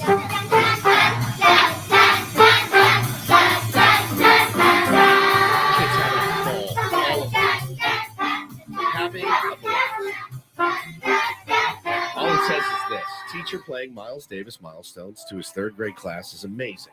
Kids are all sitting quietly, attentively, and dancing and having a great time, watching, all eyes on the front. And then some guy tweets this, Mark Van Patten, which has ruined my entire theory that putting Van in front of your name makes a terrible you cooler. idea. Yeah. He says, but what did they learn? I should do it in his voice. But what did they learn that will benefit them later in life? Music education's important, but outside the classroom, or at least in middle school. Of course, the kids love it. They don't have to think. And I quote tweeted, I said, we complain. about every effing thing now. Everything. It doesn't matter. Here's something beautiful, sweet, and innocent. Yeah, but what did they really learn, Ben? And I wrote the guy back and I said, let's play this forward. Kid hears Miles Davis milestones, watching his teacher play a trumpet and says, that's amazing. I want to know what that feels like. Dad, I want a trumpet. Becomes the next Miles Davis. Did he learn something that day? Also, I mean, people were roasting the guy in the comments like, yes, it's important to teach third graders that school is nothing but drudgery from the minute you check in to the minute the bell rings. We have to complain about every little thing these days. Here's something. Here's a flower. It's actually pretty ugly. Here's this. No, it sucks. I'm like, oh my God. It's a beautiful, sweet, innocent moment. They don't always have to be learning something. Sometimes it's fun for kids to just hear transcendent music like Miles Davis's Milestones. I think that can only do good for little kids. Yeah? You guys in agreement with me here? I would say Yes. that moment was probably the most valuable thing that teacher will do maybe in a month 100%. for those students. Did you see them? Did you see the sheer joy and the fact that they now, and then it can go deeper and you can say, let me tell you about Miles Davis. Let me tell you about what Miles Davis had to overcome. Let me tell you about jazz. Let me tell you about how jazz was born in this country, right? Like it's a whole, you want to talk about learning, that is the gateway to learning more. So just, you Don't don't they say like jazz is like the most American Yes. form of music? Correct. Like truly like born here in Yep. America. and blues. Blues, Yeah. jazz Yeah. blues. I mean, it's and all that music didn't come from everything's great, everything's happy. It's like there's a deep, deep history Yeah. behind it. So I'm sitting there going, I wish my kids' teachers would play Miles Davis Milestones to my children in school today, this afternoon. Listen to that. It's the sweetest thing I've ever seen. And this guy just dumps on it. And I'm like, I hate it. I hate it. I hate it. I hate it. I hate it here. So not sports by any stretch, but sorry. Wanted to get that out there. All right, finally, I gotta do this. It's got a little bit of everything in this story. Like a doo-doo. It comes from our friends at Cespedes Barbecue. Posted a little bit of a story about one of the players from the World Baseball Classic. He's a pitcher for Team Israel named Shlomo Lipitz. He's 44 years old, making him one of the oldest players in the WBC. 44. So I had maybe knew this at some point, but I was reading about him. He went to UCSD 22 years ago. He was a pitcher for the Tritons when he went to UCSD, transferred from Mesa College, just about 5 minutes away from here. Then went to UCSD, was the closer for the Tritons. They were D2 school, obviously, back then, but continued to play, kind of recreational baseball over the years. Has a full-time job. He's a venue booker for this venue in New York City, where, I mean, he's got pictures on his Instagram of him with like Paul McCartney and Ed Sheeran and, books all these guys, but still wanted to keep playing baseball. So he plays for Team Israel in the World Baseball Classic, got to play for them in the Olympics a couple of years ago. Throws like 75, just kind of sidearms it up there at like 75 miles an hour. He's got this mullet. His teammates say he like dresses like a magician. One of them says he's just, larger than life personality. Gold tooth. Yeah, he can put Throws it a in. He gold tooth. throws it in there sometimes. The tweet from Cespedes Family Barbecue says, at 44, he's the second oldest player in the WBC. He has a mullet and sometimes a gold tooth. He throws 75 miles an hour. He's Kenny Powers, Forrest Gump, Paul Bunyan, Batman, and Walter Johnson rolled into one. This is the legend of Shlomo Lipitz. Shlomo Lipitz, 44 years old, 75 miles an hour, out there getting it done. Yep. And if there's one player now that I feel like I have to watch in the WBC, No doubt. got to be Shlomo Lipitz. He's the everyman who's still out there living his baseball The dream. picture of him is fantastic. Those guys, they're so good at finding the little thread and pulling the thread, man. They're very those good. So guys. Israel's first game is on Sunday. They play Nicaragua at 9 a.m. in Miami in their first game. I don't know if Shlomo is pitching in that game, or I'm sure he'll get in at some point, though. Obviously, Israel's not one of the big favorites in the tournament, but they're in it. They have a chance, and they've got Shlomo on their side. That's Don't and Do This for a Friday. That was Don't Do This with Ben and Woods on 97.3 The Fan. All right, we got Craig Elston coming up. I know that you last week he recommended Dairy Girls. It's amazing, and you started watching it, and you're loving it. It's one of the funniest things I've ever seen in my entire life. It's so good. He's on fire right now, by the way. That's why we bring Craig on each week. It feels like one of the most important services that we provide. Honest to God, it's like it survived the pandemic radio that we did, and we're like, we got to keep it because people absolutely love it, myself included. I mean, Craig rarely misses with me unless it's like sci-fi, but other than that, man, his recommendations. There's so many things that we wouldn't know about because there's just I would have never heard of Dairy There's Girls. too much to keep track of now in terms of streaming entertainment. I would have never heard if you of Dairy don't have Girls. someone, what's the word? Collating it, like basically. Yeah, that's not the word. I can't. What is it? It's like collating. It's but like collating. It's curating. Curating. Dynamite drop. Thank you for the word that neither of us could pull. Thank you, DePaul. But yeah, Craig is our curator welcome. of streaming entertainment, and we have him on each Friday, and he'll have another recommendation today. And I always look forward to Craig's appearances. DePaul Van Rindel. that's your pen name. Thank you, DePaul. Just a reminder, country music superstar Sam Hunt will take over the Resorts World Theater for a limited 2-night engagement Friday, April 21st and Saturday, April 22nd. Tickets are on sale now at AXS.com and RWLasVegas.com, but you can listen to win. Just listen to 97.3 The Fan on the Odyssey app. Every hour you listen now through March 19th equals one entry in the contest for the getaway to Las Vegas. Craig Elston joining us next here on San Diego's #1 sports station, 97.3 The Fan.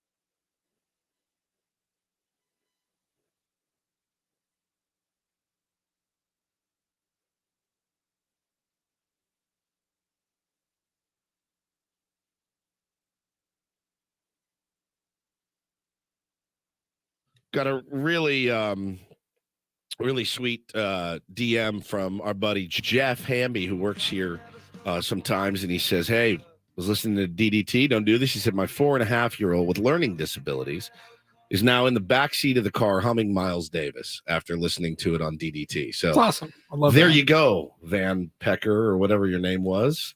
I think that isn't that it? Van Pecker? Was that not it? Don't think that was totally exactly. I couldn't. it. Van Patten. I thought it was Van Pecker. Where is it? Yeah, Van Patten. Sorry, I misspoke. Isn't that nice? It's very sweet. That is I nice. was just telling the guys, if my kids went to a school where they only played Miles Davis all day long, I think I would have better kids. I think my kids would be. I think that would be a better. I think they'd be better dudes. Arithmetic. Yeah, no need. Not that necessary. important. Miles Davis, more important. They'd be the coolest. They'd walk out smoking cigarettes probably when I picked them up from school. That's not necessarily what you're going for in preschool, No, but not really. Waiting on Craig Elston.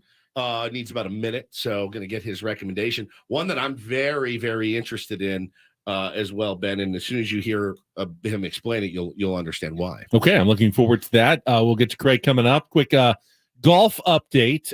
We got the Players Championship. Second round is underway. Ben Griffin and Chad Ramey tied at 8 under, one shot ahead of Victor Hovland and Colin Morikawa. Colin Morikawa tees off later. Hovland, though, 4 under today, so he's moved up the leaderboard at TPC Sawgrass, where they have the Island Green and the $25 million purse, largest ever in PGA Tour history, going on right now. Yeah, our golf just got canceled too. Yeah, the rain is coming, and that happens. You know, it's a good day for just Jersey Mike's. Sit inside, watch a little golf on TV where the weather's actually nice. Yeah. Driving around yesterday, it was 65, not a cloud in the sky. And I'm like, I think these guys are all wrong. There's no way some bad weather's moving in. This is too perfect. We finally hit that day where spring starts here. But man, it's been a little chilly, a little rainy for my my tastes so far. I must say, I'm going on that golf trip. Yeah. And we're just getting to the point of where the 10-day forecast is on the edge. Yes. And I'm like crossing my the fingers worst. because It's the worst part. thing would be 3 days of just absolutely dumping rain would just ruin what has been months and months of planning. Me and Paulie, There's nothing you can do about Me it. and Paulie traditionally around the day after Christmas, because we have fantasy camp in early January every year. You really about the day after Christmas, getting close to New Year's, I'm texting Paulie the 15-day forecast for Peoria. I'm like, I don't know, dude. I don't know. It looks dicey. It's the rain. It looks like it could get rain. Cold. I'm psychotic about it. I check it 15 times a day just to make sure that the rain. And 15 days is really It's too far out way to too even far. be that accurate. I mean, they're just guessing I'm at looking that at point. almanacs and stuff. I'm like just making sure. But yeah, I do that honestly for every vacation I go on. And it's almost like it almost takes away the joy of going on vacation. Weather forecasts have gotten so much more accurate over the years. Now it's like I'll get it's going to be raining in 8 minutes in your area, Yeah, and it'll last sure for enough. 22 minutes, and then it should pass after that. I mean, they can really dial it in ways that when we were growing up, there was only a 50-50 chance that the weather forecast from the night before was going to be close to accurate. And now I have all this snazzy golf gear on for nothing. You look snazzy. To go eat a sandwich at home, middle of the day. Unfortunately. All right, we'll get Craig fired up. Do a little crossing streams. First, let's check traffic here on 97.3 The Fan. From the Premier Kia of Carlsbad Traffic Center, part of the Premier Auto Family, here's Kelly Tannick. Traffic is sponsored by Valvoline Instant Drive-Thru Oil Change, your 15-minute instant drive-thru oil change. We're getting by with very few surprises on our roads this morning, guys. Even better news, we do have rain coming this way later on, but looks like it's going to hold off until after the commute is over. So we're dealing with dry roads right now, no problem spots. Stop by any of the 30 San Diego Valvoline Instant Drive-Thru Oil Change centers. You don't have to get out of your car. It usually only takes 15 minutes or less. Visit SoCalOilChange.com for discounts and locations nearest you. Valvoline Oil Change centers are open 7 days a week. I'm Kelly Danick with Ben and Wood, San Diego's #1 sports station, 97.3 The Fan. All right, let's go out to our Premier Chevrolet of Carlsbad fan hotline, where we are joined by our friend from the San Diego Sockers and the Crossing Streams podcast. Welcome, Craig Elston, for his regular Friday hit here with Ben and Woods on 97.3 The Fan. Good morning, Craig. Good morning, Ben. Good morning, Woods. How you guys doing today? Good. great, Sockers man. win last night up in Ontario against the Empire Strikers. Close one. Oh man, it shouldn't have been 7-3 in the fourth quarter, and things got out of hand. 4 goals allowed in a row. Crowd really got into it. Last one was really a gift to send it into overtime. And then 23 seconds in, we've got a kid named Christian Gutierrez, who 2 seasons ago earned the nickname Golden Gutierrez because he finished 3 out of 4 playoff games with an overtime goal, and he was back at it again last night. If it's overtime, it's Gutierrez. He scored 23 seconds in to get the win. Isn't that nice, man? No, didn't have to. I mean, you dragged it out a little bit into overtime, but then once it's over, quick. Get into overtime. We've only played 1 overtime game in the history of the Seals, and we won it with we were about 30 seconds in, and it was all over, and you're like, that could have gotten very, very dicey. We will see you tomorrow night at the Loyal game as well, yeah? Yeah, I heard you guys have one of the fancy suites down there. I was listening to you guys and Steve well, you know how we do yesterday. You know how we do it. Yeah, I know. I do know. I mean, bananas, Ready Whip. I'm sure they're going to have that just laid out for you. big old thing of Ready Whip ready to go. Yeah, I'll be out there. I'll be traditional out there soccer looking forward foods. to. Looking forward to. I mean, it's just like throw it after the goal, just be like firing off Ready Whip in the air, or do it. I mean, whatever the mood takes you for that moment, just go. All right, I'll do it. I'm never. That's going to be on the internet forever. By the way, that video that my wife took. So let's talk some Padres, Craig. Both Woods and I refuse to get worried about Fernando Tatis Jr. at this point. 0 for 16 in the spring. What do you think will be the progression here? What's the reasonable expectation and progression for Fernando Tatis Jr. as he makes his way back from not playing for a year and a half? I think the first thing you really want to see is the plate discipline.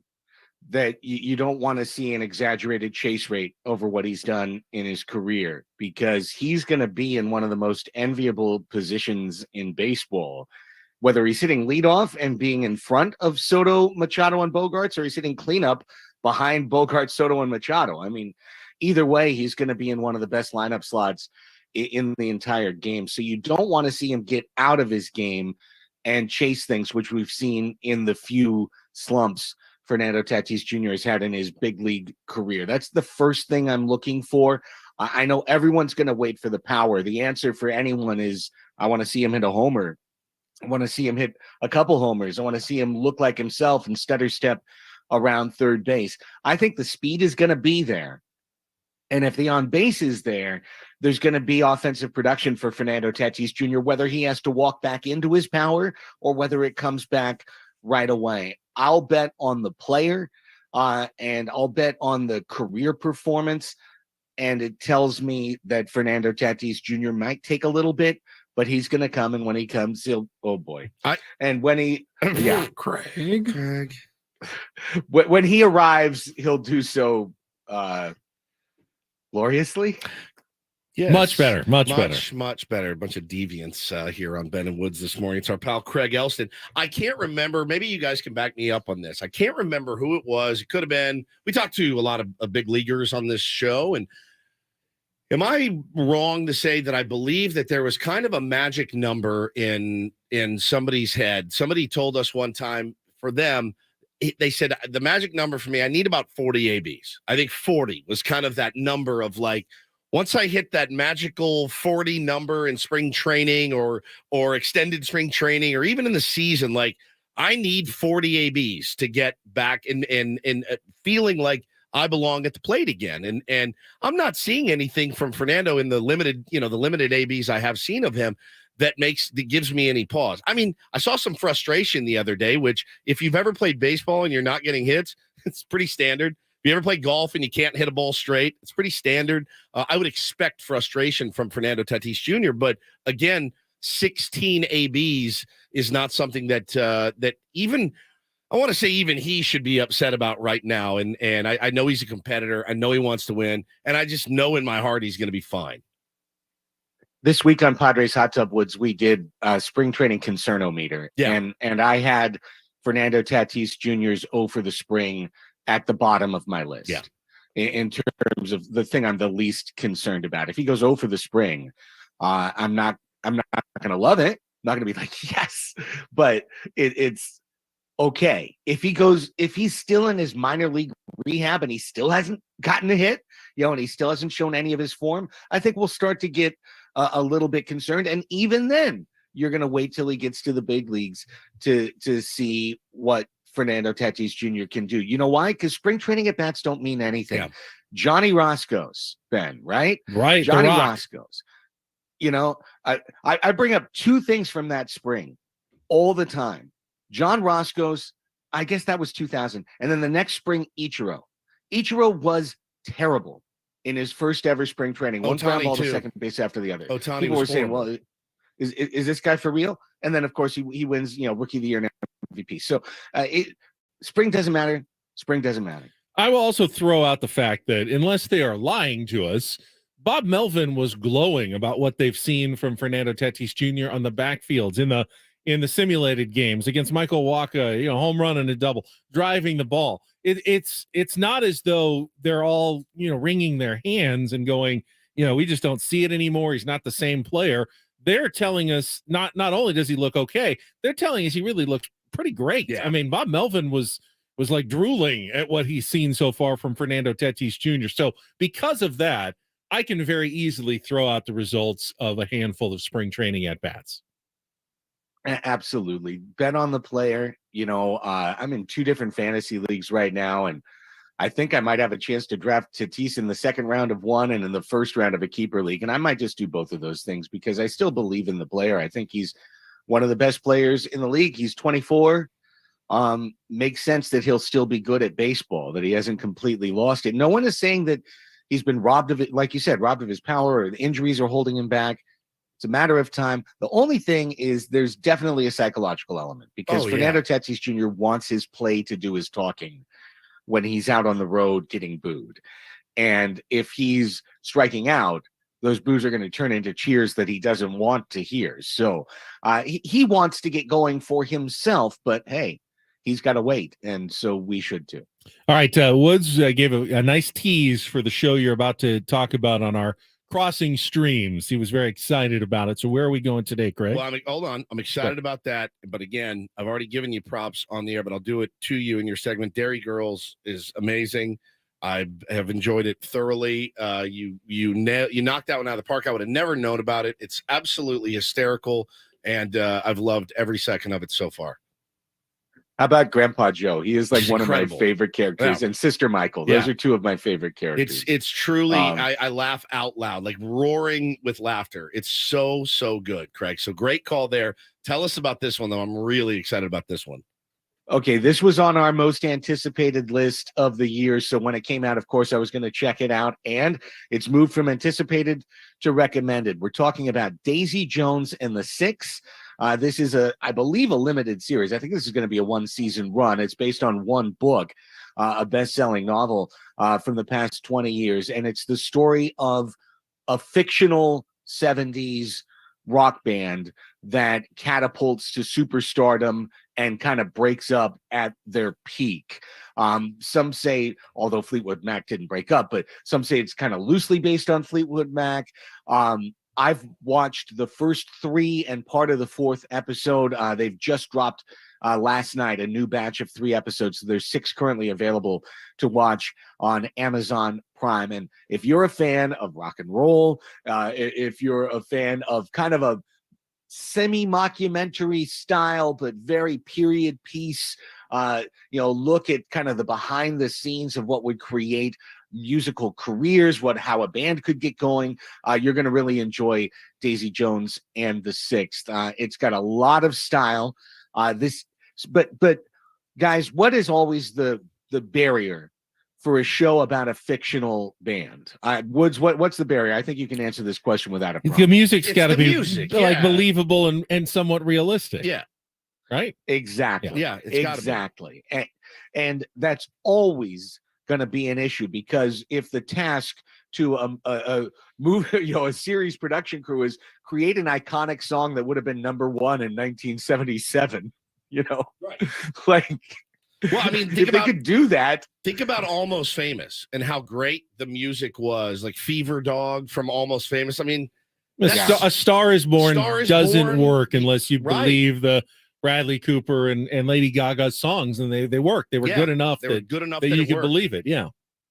Yeah, absolutely. And the good thing that is going with this show is that you do, in fact, have an all original soundtrack that the songs that they talk about being hits are pretty good songs. Yeah. Like they are catching in your head. And really you're seeing, like I said, the growth of a band. It starts with Billy Dunn, who's played by Sam Claflin.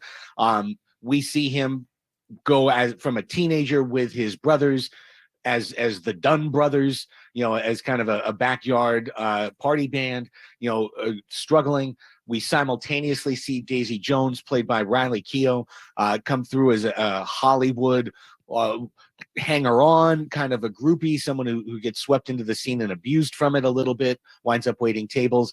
Over the course of 3 episodes, they come together in Los Angeles. This band is formed, and you immediately see the creative tension between the two. It's really a lot of fun, and their singing is really good, like I said. So I've actually quite enjoyed this, and as I was watching, I was thinking this is one not only to recommend, but like certain people are going to all out love this. And if you're as a big a fan of music as I know you guys are, I think that that's going to be a big selling point, and for anyone in the audience the same way. So yeah, Daisy Jones and the Six. Now a little soap operatic, Billy, I'm pregnant, like like these, there's a little bit of kind of a survey style of getting through what's happening with the band, and it's told in kind of a behind the music, intercut between present day and them 20 years later talking about what happened. So that's the style. Those are the only notes I would have, but a lot of the notes are good notes, good music, and I've enjoyed it. Daisy Jones and the Six, I recommend. All right, Craig, good stuff. Now, Woods wanted to know earlier, if it rains, do they have rainouts in soccer? Yeah, well, they play like in the baseball. rain, right? And I said, no, they play. They're going to play on. Bad weather, doesn't matter. Is it supposed to rain tomorrow? Yes. like all day. Yeah. So it could be a wet opener for the Loyal tomorrow at Torero Stadium. Okay. Wear your rubbers and your slicker. Great. That's not really the info I wanted to hear. Yeah. I'm just going to tell you right now. Sorry to ruin your day. Well, you look dressed Not for the warm info I weather. wanted Now, hey, I like that, Paul. We've got, if you're watching on YouTube, we actually get to see Craig and have his face along with the voice this time. So thank you, Craig. You bet, guys. I'm going to start thinking about my life choices for the next 48 hours. Appreciate you. I might bring my bright yellow 10 News slicker. Do you have a slick? I have a big rain. It's ridiculous. It looks like I'm I'm actually begging you now. like to a do it. freeway employee, like trying to avoid traffic. It's so bright and so safe looking. It's not a fashion statement, but Unlike the rest of your Yes. wardrobe, right? You're gonna feel, guys. I don't normally wear things like this, but it's for purposes of keeping me dry. it is. I have nothing to shield me from the rain, and as I mentioned last week, if I bring an umbrella, I'm a beta male, according to our former. I don't even know that assistant some producer. sporting events don't allow umbrellas, so I'm not sure what the Loyal policy is there. Craig and all of our guests appear on the Premier Chevrolet of Carlsbad fan hotline. Save money the right way with Premier Chevrolet of Carlsbad. Visit them today in the Carlsbad Auto Mall. Chevrolet, find new roads. Paulie, bring some garbage bags that we can cut holes in. That's fashionable. Yes. We need to do more seating for our tournament of drops. Sammy Levitt in our next hour as well on the Fan.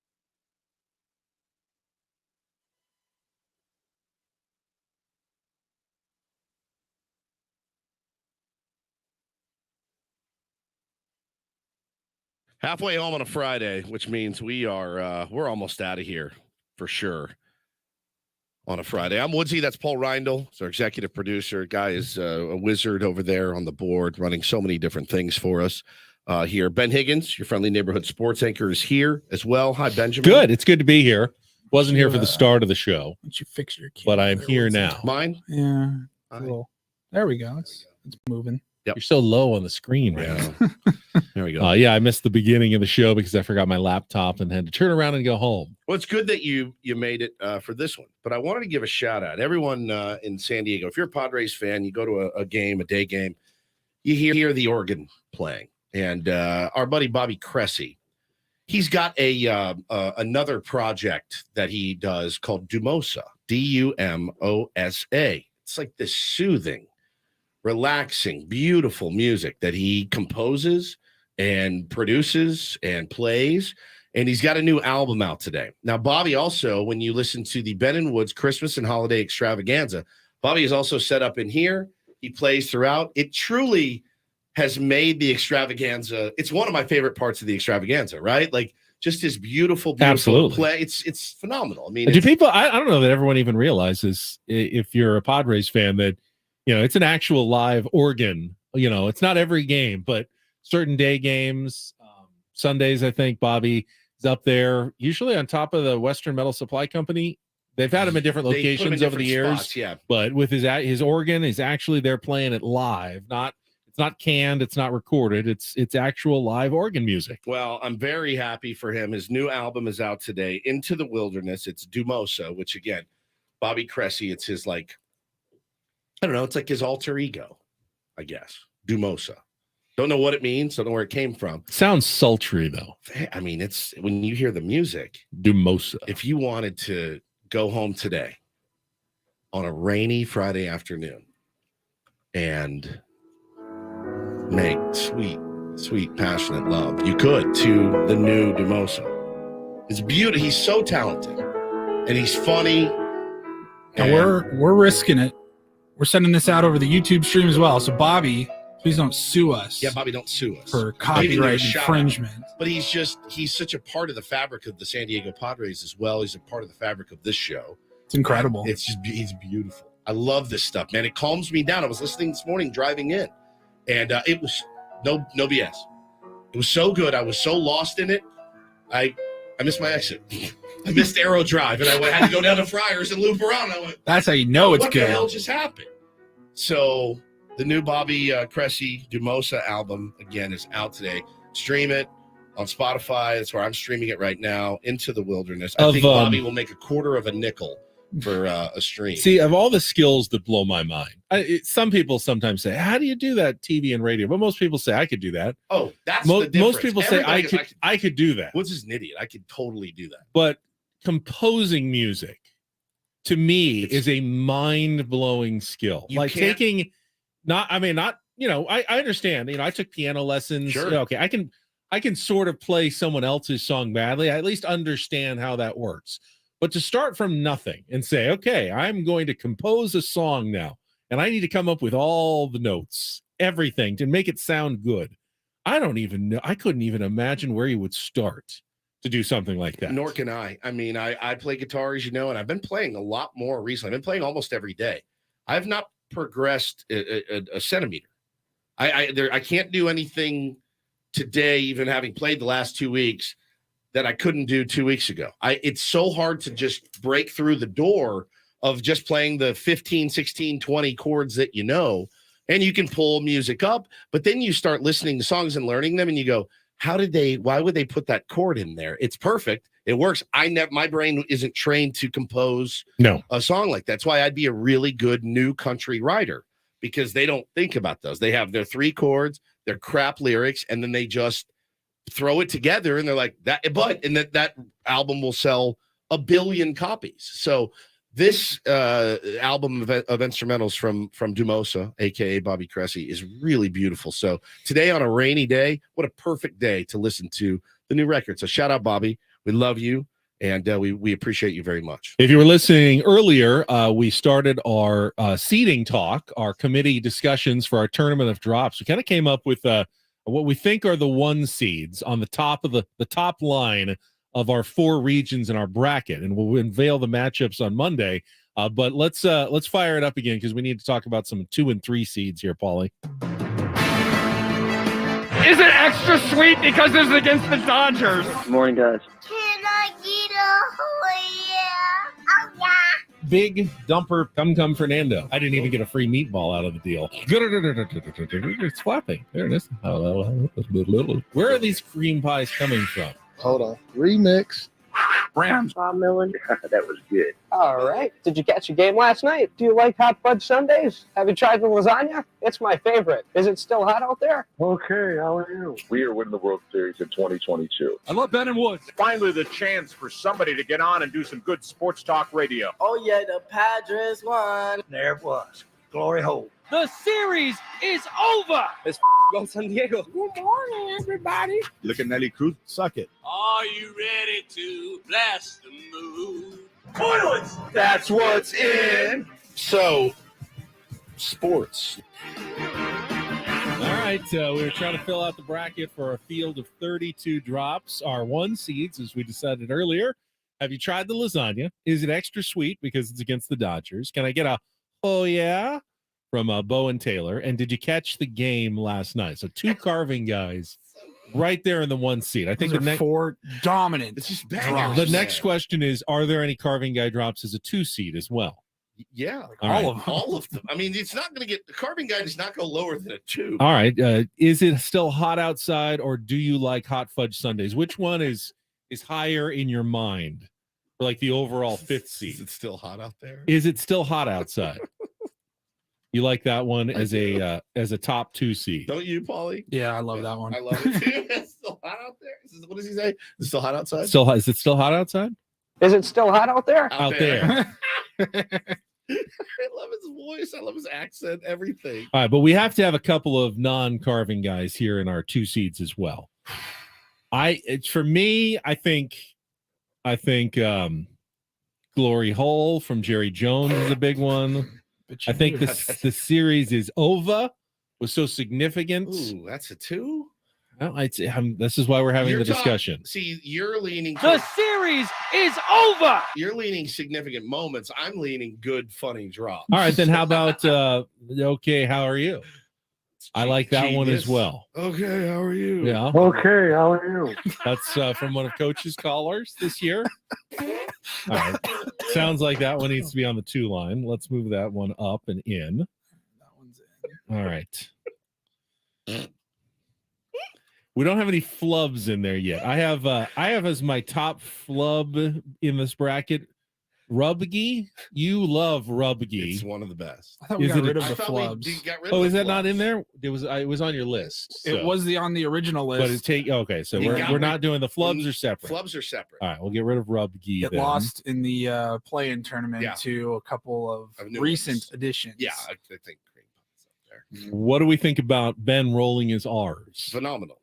A 2 seed? I'd say a 3 seed, but I think Ben, that part kills me. That could be 2 separate drops, by the way. The latest Ben is up there for me. Cream pies. Yes. Yeah. You think that's a 2 seed? For sure. What's above 1? Is there a 0 seed? No, where are these cream pies coming from? All right, we'll put that in the 2 line. Where are these cream pies coming from? All right, got it. All right, we need one more 2 seed. Bless the Mood, Glory Hole. Hey, that was good. You like hot fudge sundaes? Is still you like hot. Yeah. So 4 carving guy drops in our top 2 lines. Half of the top 8 seeds you want from carving guy. I think that's you don't have a problem with that. No, do you guys? Paulie, do you have a problem with that? Not. I don't think our audience will. All right, down to the 3 seeds now. All right, is this where Glory Hole comes in? Yeah. Okay, Glory Hole. There it was. How about hey, that was good. Genius. You like that one? Love it. All right, we'll put that in the 3. Yeah. Put that in the 3 seed. Caller Dave. Are we where's all right? Is that in there? I haven't gotten to all right yet. Another carving guy is a 3 seed. All right. 100%. All right. We'll put all right in as a 3 seed with hey, that was good in Glory Hole. The final 3 seed. Bless the Mood, Rolling R's. thought we did a rolling R's. We're going to put rolling R's in as a 3 seed. All right, there we go. All right, well, this is good. All right, and then finally, let's get to the 4 seeds, and we'll wrap up our discussion, and I'll work on the lower seeds later. Anything that you've heard that you feel like we've totally missed? Play it again, Paul. All right, one more time. The whole field? Yeah, the whole one more field. time. I want to pick out a 4. Is it 4 seed? I'm looking 4 for seeds. We're looking for 4 seeds. Okay. Is it extra sweet because it's Got that against one the in. Dodgers? Good morning, guys. Can I get a Got that one in. Oh, yeah. Big dumper come Fernando. I didn't even get a free meatball out of the deal. It's flapping. There it is. Where are these cream pies coming from? Got that Hold in? on. Remix. That's a good one. Bob Millen. That was good. All right. Did you catch a game last night? Do you like hot fudge sundaes? Have you tried the all lasagna? taken It's care my of. favorite. Is it still hot out there? Okay, how are you? Got that We are one winning the in World Series in 2022. I love Ben and Woods. Finally, the chance for somebody to get on and This do some one I good thought sports was talk radio. possible Oh, first. yeah, the Padres won. There it was. Glory hole. The series is Get over. out there. Go San Diego. Good morning, everybody. Yeah, I had that one as well. Suck Yeah, it. I had that Are as a 4 you seed. ready to blast the moon? Yeah, 4 seed there. Toilets. That's what's in. So, sports. Like that one's it. All right, so we got good morning, everybody, as a 4 seed. everybody. Is Bless the Mood a 4 seed in your mind? Probably. All right, Bless the Mood is a 4 seed. So sports. So Sports is a 4 Gotta put that seed. in my I got that. I bracket. had that as one of my kind of in the 4 or 5 area as well. And how about finally a chance for good sports talk radio? Pretty good. I think that's a decent one. Yeah. And that would leave the series is over maybe to lead the 5 seeds. Yeah. Just beyond that. All right. I think we have a top 16 seeds now in our bracket for the tournament of drops. Last thing to discuss here before we take a time out. We got our tier 1 tour coming up in just a minute. The good old Miami Marlins of Skip Schumacher in the spotlight today. How are we going? How many are we going to do a day? Are we going to do all the first round in one day? Because that would be 16 matchups. We're going to split up the first round into Last 2 time, days I or feel 4 like- days. Yeah, we did 2 regions one day, the next 2 regions. So eight the following first day, 8 the second day. Yep. And then we'll do all of the round of 16. So we'll have 8 the third day. So after 3 days, we'll be down to the final 8. Yeah. Then we'll have 4 matchups on Thursday. That'll get us to the final 4. Oh, God. And then in the final 4, we'll do that over the weekend, and that'll get us to our championship match On the Monday. following Monday. Yep. And then we'll crown our champion On on Tuesday. Tuesday, which will be my last day before vacation number 1. Cool. And we'll be done. We'll get it all done before I'm off for a couple of days. 3 days. 3 days. Right. Is a couple always 2 Yes. in your mind? Yeah. When If someone you says a see- couple and they stretch it to 3, it's no longer accurate. Correct. What is the definition of a couple? Hey, they're a cute couple. It's not a threesome. Is 3 a few? Yes. A few. I'll be out for a few Few days days. then. Couple of days. No, few. 3 days off. What would be a bunch of, what was that? If I was out for a bunch of 5. days, that would be 5. I'm out for a bunch So of a days. couple of days is 2. 5 plus. 4 4 is days is several. several days. 5 is a bunch of days. Correct. And 6 is don't even bother coming back. Correct. Just turn in your key card as you leave. 6 is Go we for- need a new co-host. Go for- Yeah, 6 is enjoy your TV gig. Is what that means. 6 days, 5 days plus is pushing. But yeah, enjoy your few days off playing golf in North Carolina. And I'm hoping it doesn't rain. Are All you right. going to have tier 1 Jordan pick you up from the airport? He was just DMing me this morning. Was he? Yes, to try to arrange. I'd like to see if I can get him in one of those limo hats and have a sign waiting for me when I get off the plane. Have you ever had that? Higgin? No, I haven't never either. had It that. surprises me that you haven't. I've always I would dreamed like that. Yeah, of having the guy, Woods. Higgins, Woods, yeah, Higgins, Woods. Higgins. Like, oh, yeah, that's me. Hang on, let me grab my back. No, I got that for you, sir. That's the dream. That is the dream. I've walked by other people who've gotten Me it. Of too. course, And I'm yeah. insanely It jealous. is very. every It time. is. It is a moment that you're like, wow. You They've know, got these someone days, standing there ready to pick. You don't have to find them out there. You don't have to get mm-mm. an Uber or a Lyft or a taxi or anything. They're just right there waiting for you. These days, the driver will typically just text someone and say, "Hi, I'm here. I'm in a, this is what I'm wearing. I'm right by baggage claim." They don't need to do the sign anymore. Yeah. I don't see a lot of signs anymore, but I always had, when I was a little kid, especially, was like, "Dad, why don't we ever do that?" Dad's like, "Look, I steal granola bars from the hotel for breakfast, so there's no way I'm getting a driver that has your name held up when we get to the airport. Never gonna happen. One of my favorite commercials. Sorry, Was it the Bud Light guy who? Yeah, Galliwickets. I am Galactowicz. Mr. Galliwickets. You're Dr. Galactowicz. Yes, I am. It's genius. One of the best commercials of all time. Loved that one. That was very funny. So good. All right, let's take a time out. If there's a team that we are cheering for outside of the Padres in the National League this year, got to be our friend Skip Schumacher, the new manager of the Miami Marlins. Will continue our Tier 1 tour with a look at the Fish, as they call them. I don't know if they call them that or not, but I just did. They do, don't they? With Ben and Woods, we'll be right back after a check of traffic here on 97.3 Van.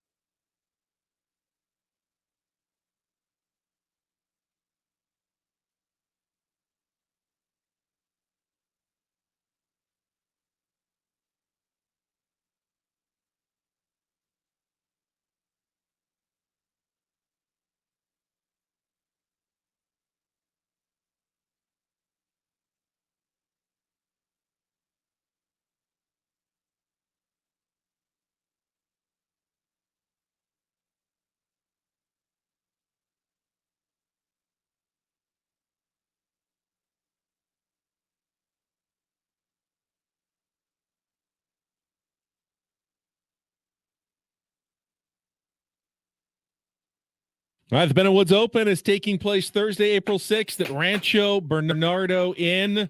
Tickets go on sale March 22nd. That's a Wednesday, less than 2 weeks away. Oh, so you'll miss that. The day the tickets go on sale. I don't have to be there for that.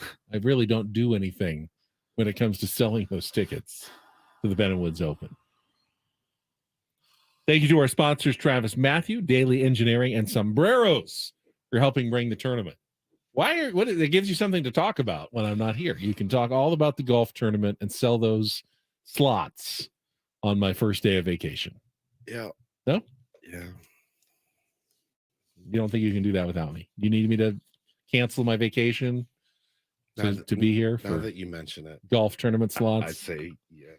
All right, we fired up the bus for our Tier 1 tour. We're hitting, I think we're starting to get into June with the San Diego Padres opponents. And the next one on the list, the Miami Marlins with their manager, Skip Schumacher.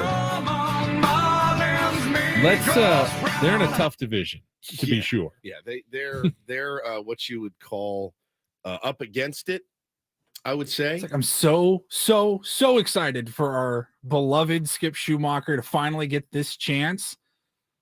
Circumstances are not great for him. It's the guy loves a challenge. I've asked him about that, and he's like, Woodsy, I love a challenge. And I'm like, yeah, but like, I love a challenge too, bro. But hey, Woods, you want to go up against Howard Stern every day? No. I mean, it's but again, at least you feel like it's not, hey, World Series in year one or bust. Correct. Yeah, I mean, you're out of a job. I hope they give him a significant chance to be a leader, the leader that he is. And I'll tell you, man, just behind the scenes, you guys, I've talked to Skip about so much more than baseball, like family and how to be a better dad and how to be a better husband. And that dude sends me podcasts and advice. And I've asked him how to get in shape. That hasn't worked yet. But like, he's just a really good dude. And he is so positive. And that's the thing I love about him, as somebody that's kind of negative. He's that guy. So I hope he gets to get in, and it's hard to do that job with a phenomenally talented roster. He was on the Padres coaching staff in a division that had 107 and 106 game winner at the same time a couple of years ago. Different when you're at the helm, certainly when you're pulling the strings and all that. But I love what that team is doing. I love the direction that they've been going. But man, like I said, he's got his work cut out for him. Now, I think pitching is going to keep Skip and his crew in a lot of ball games because they have the best pitcher in baseball, Sandy Alcantara. I mean, he is the best. Certainly make that argument. Yeah, I mean, he is 206 innings pitched in an era where they don't throw. Did you see that he innings. wants to throw 250 innings this year is his goal? And Skip has already said that not happening. Well, he was the only guy with more than I think 2 CGs last year, Benny, and he had 6. I was gonna say 7 or he something. Had 6 or 7, and again, it's just such a foregone thing. It just doesn't happen anymore. It's eras past where a guy wants the ball and he wants to go all 9.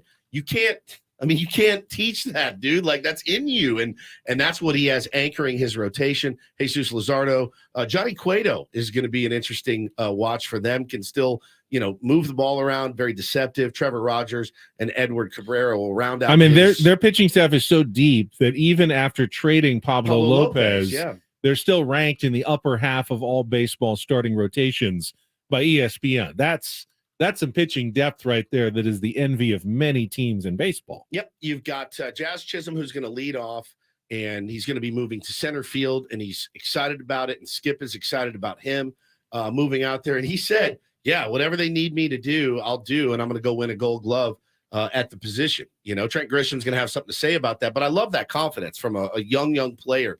Jorge Soler is going to provide some pop. They got Luis Ariz, who's batting champion.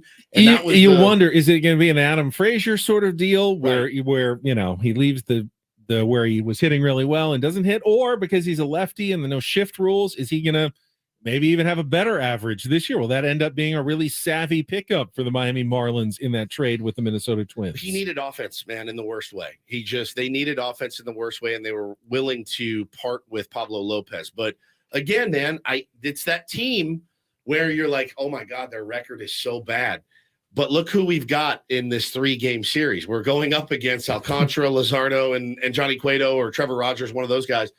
That doesn't make you feel – and apparently, by the way, some of the guys they have coming up that are like on the fringe, they're all pitchers, and they're even nastier than some of the guys they got in their rotation. They're just trying to get some innings under their belt in the minors. But they are one of the most deeply – rich pitching teams in baseball. I think they're the envy probably of a lot of teams. They're so deep in their pitching in the minors as well. So that bodes well for him, because the thing is like, if you could find a way to scrap and claw and find a way to that last playoff position, Ben, dude, Alcantara in game 1 and game 4, you can go on a run. Go on a with run with that pitching. The bad news, of course, is Mets, Braves, Phillies. I mean, is there any scenario outside of massive injuries to one of those teams where you can see them finishing ahead of any of them? No, not really. Not really. So 4th place is kind of their ceiling. That's also their floor. Right. I mean, if you wanted to pick, like, can I bet on who will finish in 4th place in the NL East? Yeah. They're definitely better than the Nationals, and they're definitely not as good as any of the other teams. Correct. It's like, hey, no matter what we do, we're probably going to finish in 4th place this year. They are locked in. And that's to tough. 4th place this year. It's tough, but I know he doesn't think that way. Now, way. there's 3 wild card slots, so you can finish 4th place and technically make the playoffs. That's what I was saying. It's going to be very hard to do, because that means you'd have to finish ahead of the Dodgers or Padres in the West. But hey, it's not impossible to finish 4th and make the playoffs. I obviously pulling for him, dude. I mean, just I couldn't be happier for him. Now, they haven't played particularly well in spring, but that's okay as he's trying to figure out who are the guys that are going to make his roster. He is definitely somebody I'd like to check in with opening day week and wish him well and have him back on the show. I just love the dude. I really do. He's a really, really good guy, and I hope this works out for him. All right, Tier 1 tour, another week in the books as we getting close to the midway point of the season, counting it down until opening day. I unfortunately have some bad news for you from the World Baseball Classic. What? I will let you know when we come back. We'll also check in with Sammy Spring Training, all ahead with Bennett Woods on San Diego's #1 sports station, 97.3 The Fan.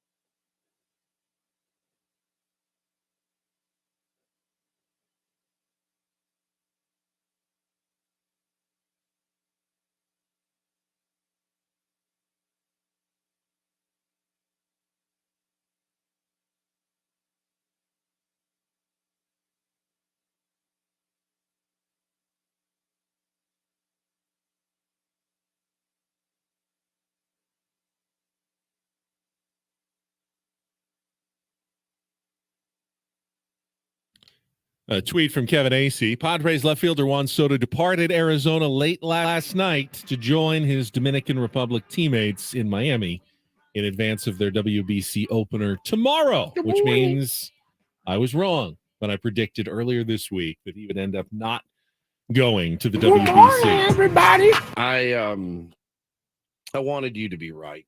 I know. I did. I'm nervous, man. I really am. I saw Trout get drilled the other day against the Giants, and then Team USA was playing the Angels, and Tyler Anderson went up and into Trout too. And I'm like, all right. I gotta say, Phil Nevin is probably not all that happy. No. Have you ever chewed out your own player for throwing inside another an player? It might have happened. It's not even an opponent. It's the same. He's on our team, you dummy.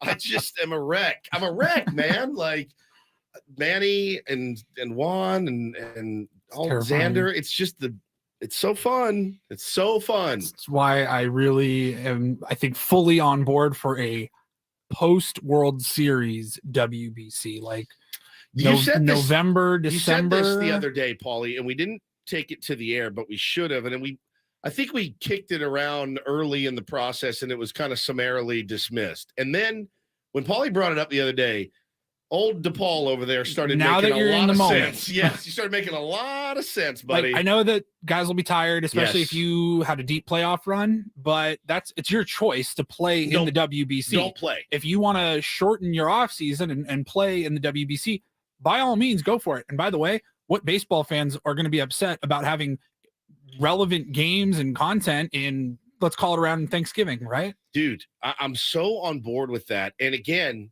the pitchers are the ones that you'd probably worry the most about. But then again, you'd have a whole season. And let's say your team, let's say Sandy Alcantara, right? The Marlins don't make the playoffs. He'll have almost 2 months off. But he'll shut it down. He'll shut it down. Then there's a month of playoffs. And then, hey, Sandy, you're going to ramp it back up? Or you just kind of stay ramped up? That's up to the players and the teams. It's up to the players and the teams. I think, Paulie. I think I'd rather have that, though, than the cloud of potential injuries looming 2.5, 3 weeks before opening day. I'm with you. I am. There's got to be a reason that they're not doing that. There's got to be. Is it they don't want to go up against football? That's probably a big one. That's probably part of it for sure. That's one that I think about. But you go up against football in the playoffs anyway, and baseball is baseball, football is football, and I don't miss one single pitch. I think your point that pitchers who shut it down at the end of September and didn't pitch in the playoffs, I think it would be almost impossible for them ramp to back up. Ramp up. And then, no one ramped. who just did a 200 inning season. You're not gonna let them ramp. You wouldn't let them pitch in the WBC if it was in November. But then again, man, it's not like it's also if you look at, not to be a jerk, but look at who we're running out there for Team USA.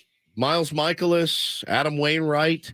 You're not getting the Garrett Cole / Blake Snells. What if you made it more like they do in soccer, where they have the international team? It goes along the same time as the major league season, and you just loan out players for a couple of days, and they go and play in a game, and then they come back. Too important. And it takes like 3 or 4 months to finish the tournament.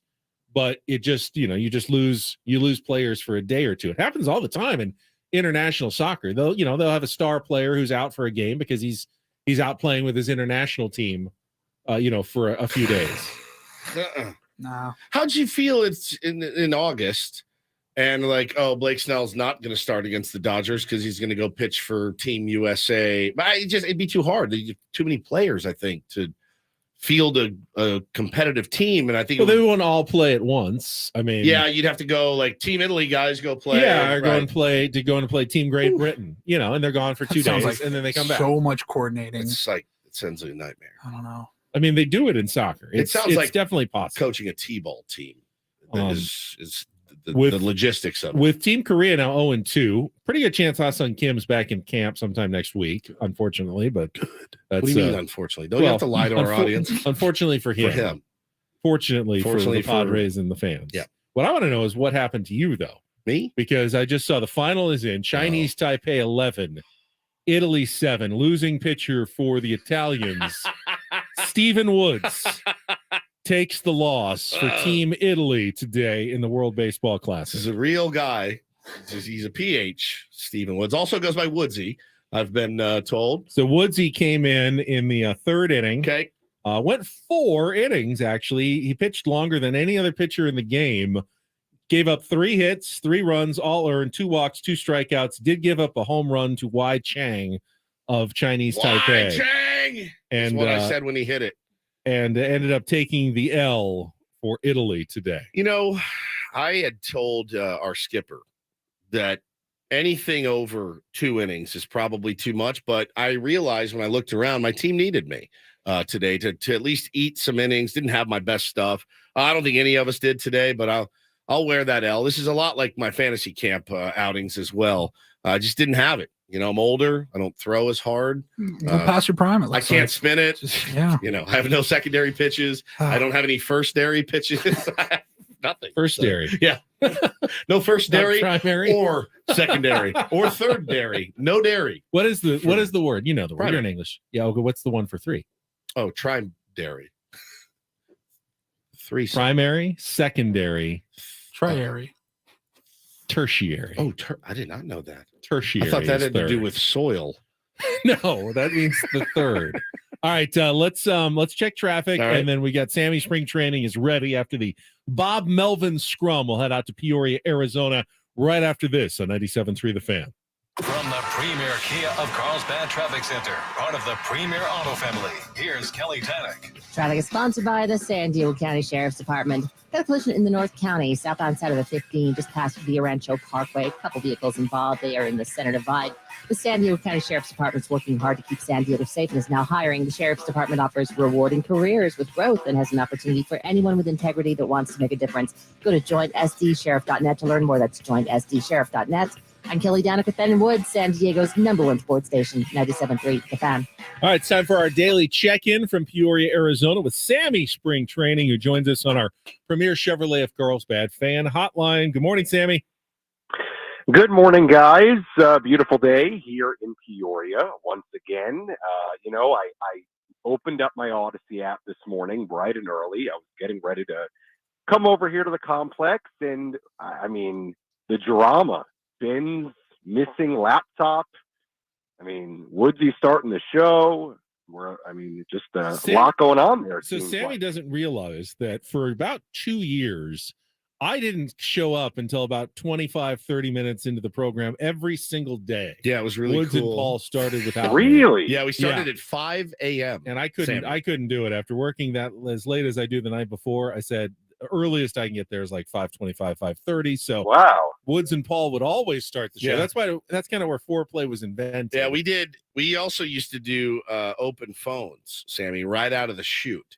Right at we'd say, all right, you got anything you want to talk about? And they would kind of lead us down the path of where we went. We had a caller. He would call every day. And then one day he got very creepy on the phones and we had to ban him. And then we decided to stop doing Thanks for the PTSD. Remember that? Wow. We had to stop. The guy from Temecula, right? Yeah. I often wonder how he's doing. Truck driver. Yeah. He got very creepy one morning, Sam, and we had to boot it and we scrapped the whole segment. So I'm used to opening the show without Ben. It is a bit jarring to look over and not see him here, but after several vacations, several times a year, I've gotten more used to it than I used to. But it does seem like since you guys got back from Peoria, the start of the show has been a little rocky. I mean, Woodsy, your mic wasn't working from time to time. That's right. 2 days in a row. 2 days in a row. We're forgetting laptop. Yeah, it's tough. I mean, it's a lack of focus, to be honest with you. Not quite ready for opening day. It seems just yet. We're still in spring training for us too. Yeah, Yeah, we take offers occasionally as well in spring training. It's not just Fernando Tatis Jr. Yeah, man. It's just we need to be ready. We need to be better, Sammy. And that's you're actually Sammy's leading the Sammy's now the golden boy of 97.3 The Fan. He is the golden boy of this radio station. Somebody for all of us to look up to and admire. And I watch your hustle every day, and I think to myself, Better him than me, because I don't have it in me anymore, buddy. But what do you got for us from spring training? Scrum recap. I know give some us the Drew scrum Pomeranz recap. news. Yeah, so I would say the three biggest pieces of news are Juan Soto departed last night, so that is certainly good news. I watched him with my own two eyes on the backfield yesterday in the B game and looked good, took 5 at-bats, some of those against Shane Bieber, ran the bases, played left field, and to my fairly untrained eye, he looked ready to go to me. So he is off to Miami, and I think he's going to work out with Team Dominican Republic today. The other two pieces of fairly significant news, Adam Engel will be in the lineup tomorrow. He was also in that B game yesterday, played center field, got a handful of at-bats, ran the bases. Again, to my untrained eye, looked healthy, looked good, so he will be in the lineup tomorrow. And maybe even more significant, just because of the unknown here and how good he's been when he's been healthy, Drew Pomeranz will throw a live batting practice today. So I'm not sure what the step is going to be after that, but he is throwing a live BP today against hitters. I'm going to go try to get some video of that, post it on Twitter. But that is from what Bob Melvin has said, a significant step for Drew Pomeranz. So I don't know if that lends itself to a possibility that he would be on this opening day roster, but obviously for somebody that could mean a lot to this bullpen, very significant. Good news for Drew Pomeranz, good news for the Padres, but maybe making the job even tougher for AJ Preller and Bob Melvin as they try to narrow down the bullpen slots. And there's been a lot of guys, Sammy, who are throwing well, including Craig Stammen has looked really, really good. And it's just hard to know whether there's a spot for some of these guys in the Padres bullpen, especially guys like Stammen and Tehran, who, if you don't put them on the roster, could opt out and become major leaguers with another team. You'd hate to lose guys like that, but I'm not exactly sure who you're sending down to make room for Tehran and Stammen either at this point. Yeah, and what's interesting, guys, is that, I feel like when Bob Melvin talks about Stammen, his eyes really light up. Like, I do think there is, in some way, like a real desire to, find a way to maybe get him on this team, just because I think they feel like he brings a lot to the clubhouse, and when healthy, still has a chance to be effective. I'm with you, Ben. Look, I don't know what that looks like, who gets left off. I think it's a complicated question, but there's no getting around the fact that he means a lot to this team and this clubhouse, and the results in the Cactus League have been very solid so far. And on top of that, he's feeling healthy. So, maybe not the craziest idea. And we'll see, what happens if he doesn't make the opening day roster. But, I spoke to Craig a couple of days ago, and, I think he's just really appreciative of the opportunity to be back here, to be part of a team that has the kind of aspirations the Padres do. And he views it as another challenge. So, look, when Stammen has been healthy, he's been effective. Obviously last year dealt with injuries, and it's an interesting question because I think when you hear Bob Melvin talk about him, you get the sense of how much they enjoy having him here and how much he means to this team. And if you would pair that with being healthy and effective, who knows? It's funny too, and it's no surprise that Bob Melvin would like an uber professional like Craig Stammen. Not to say that everybody else in the bullpen is not uber professional, but I think every manager, whether you manage an ice cream shop or whether you manage a baseball team, you want guys that you can count on to really not cause any trouble, any issues whatsoever. Like, Bob Melvin doesn't go to bed and I goes, wonder if Craig Stammen had too many beers tonight. Like, he knows Craig's going to be there. He's going to get his work in. He's going to lead by example. What you can't have happen is, in my opinion, at least based on, and I know there were some injuries last year, he shouldn't be, in my opinion, a guy that you're leaning on pretty heavily for big outs. I think there's enough talent on the San Diego Padres in their bullpen right now as it stands, where, okay, like, it's a valuable roster spot for a, good clubhouse guy, in my opinion, on a team with World Series aspirations. Yeah, and I think the other part of it is this. Look, Craig's a great guy, and He's gonna punch obviously me in he's the a mouth. great I get it, but like teammate, and I like the dude a lot. I do, but yeah, no. He's a great guy. He's a great teammate. Obviously, I think Bob Melvin enjoys having him here. But you're part of that point, Woodsy, was like with a team that has the goals and aspirations the Padres do. Every roster spot, not only are they limited, but you have to be effective, and every spot is critical it's valuable, on this man. team. Yeah. So I agree. The Padres are not the type of team right now that it's like, oh, well, we have a bunch of young guys in the bullpen, so how about a veteran to kind of bring them along? Because we got a bunch and of those guys them, too. Yeah, I mean, it's the Padres are so beyond that. So look, I think it's a good point.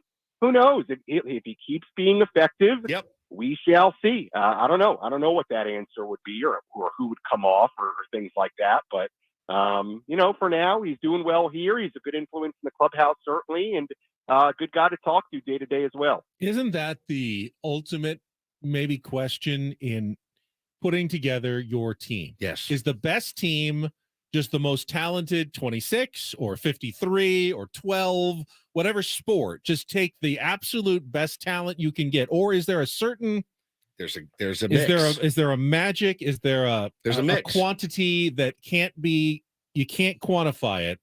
That you need chemistry, you need a mix, you need leadership. It's great you bring it up, that Ben. you would actually say, I know this guy isn't as good as this other guy, but I think having him on our team makes our team better than having a more talented player. I'm watching Last Dance for the 7,000th time, and there were more talented guys available than Judd Bushler and Bill Cartwright.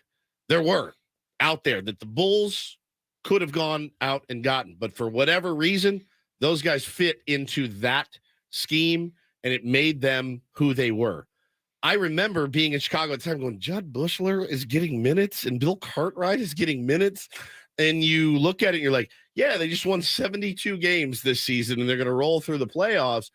There is a mix. And I think just based on our brief time at spring training, talking to some of the additions like Matt Carpenter, Nelson Cruz, guys like that, those guys can all help facilitate that mix, because I don't know that you can win, Ben, with 26 wild, flashy superstars. I don't know. No, but if you have 26 of the greatest guys who are the most responsible leaders in all of baseball, you'll probably finish in dead last because you need a talent too to win. You need a little a-hole in you. You know what I'm saying? You do. You got to have a little bit of it in you, and you got to have a little bit of confidence. Casey Stengel's famous quote: "Nice guys finish last." Yep. But then you need some nice guys in your clubhouse as well. Yep. Exactly right. Interesting. Exactly right. All right, Sammy, what do we got today? Jay Groom pitching. Anyone else that we know taking the mound in surprise against the Royals? I'd have to look to see who's after Groom, but yes, Groom on the mound, and we'll go from there. Have a good weekend. We'll talk to you on Monday. I guess we're out of time. I hear the music. All right, guys. See ya. Sammy on our Premier Chevrolet of Carlsbad fan hotline. Save money the right way with Premier Chevrolet of Carlsbad. Visit them today in the Carlsbad Auto Mall. Chevrolet, find new roads. We got Rhino Report coming up and much more. 1 hour left this week on the Fan.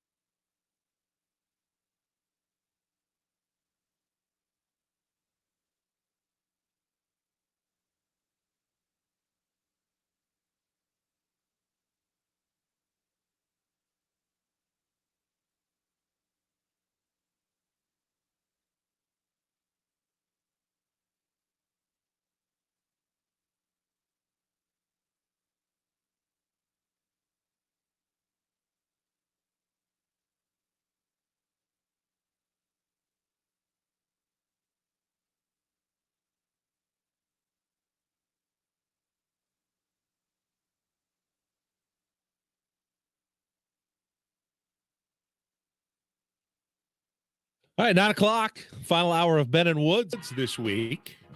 And then we'll be off until Monday. That's really kind of the definition of the weekend right there for you. You don't expect. Did you just mansplain what a weekend is? Ben's playing. Ben's playing? Guys, typically what you want to do, you want to work Monday through Friday. 5 days. And then you're going to be off. And then on 2 days. Saturday, Sunday, you're home. Those days are at the end of the week. Then you so we come call back. it the weekend. And then you're going to come back on Monday and Start a new week. I'll do it right over again. So, yes, that's the plan tentatively at this point. I get the Aztecs playing tonight at 6:30 in the Ladies and semifinals gentlemen, the weekend of the Mountain West tournament. Does it make me kind of a bad Aztecs fan that part of me was hoping they'd lose yesterday and just get it done with? You explained. I did yesterday. You explained yourself in very very clear terms of why it could be beneficial.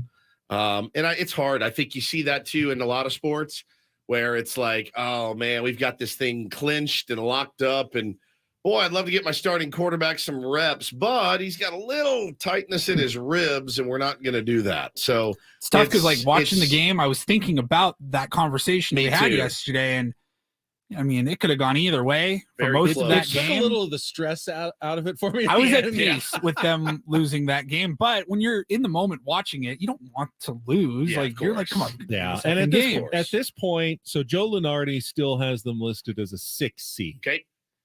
It feels, though, that if they did win the next 2 games, they got to get up to that 5 line, which that's what you want. That's right? kind of what you want. Yeah, it gets you against a 12, which is probably not a power conference team. It's maybe an automatic qualifier from a lower beats a conference. 5 every. Yeah, that's true. But Yeah. 11 beats a 6 almost every year too. So there's no guaranteed wins in the NCAA tournament at all. And I don't know.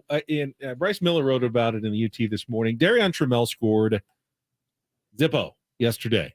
None. Nathan Mensah had 4 points in the game. Had a couple of key free throw and rebound and block shot right at the end.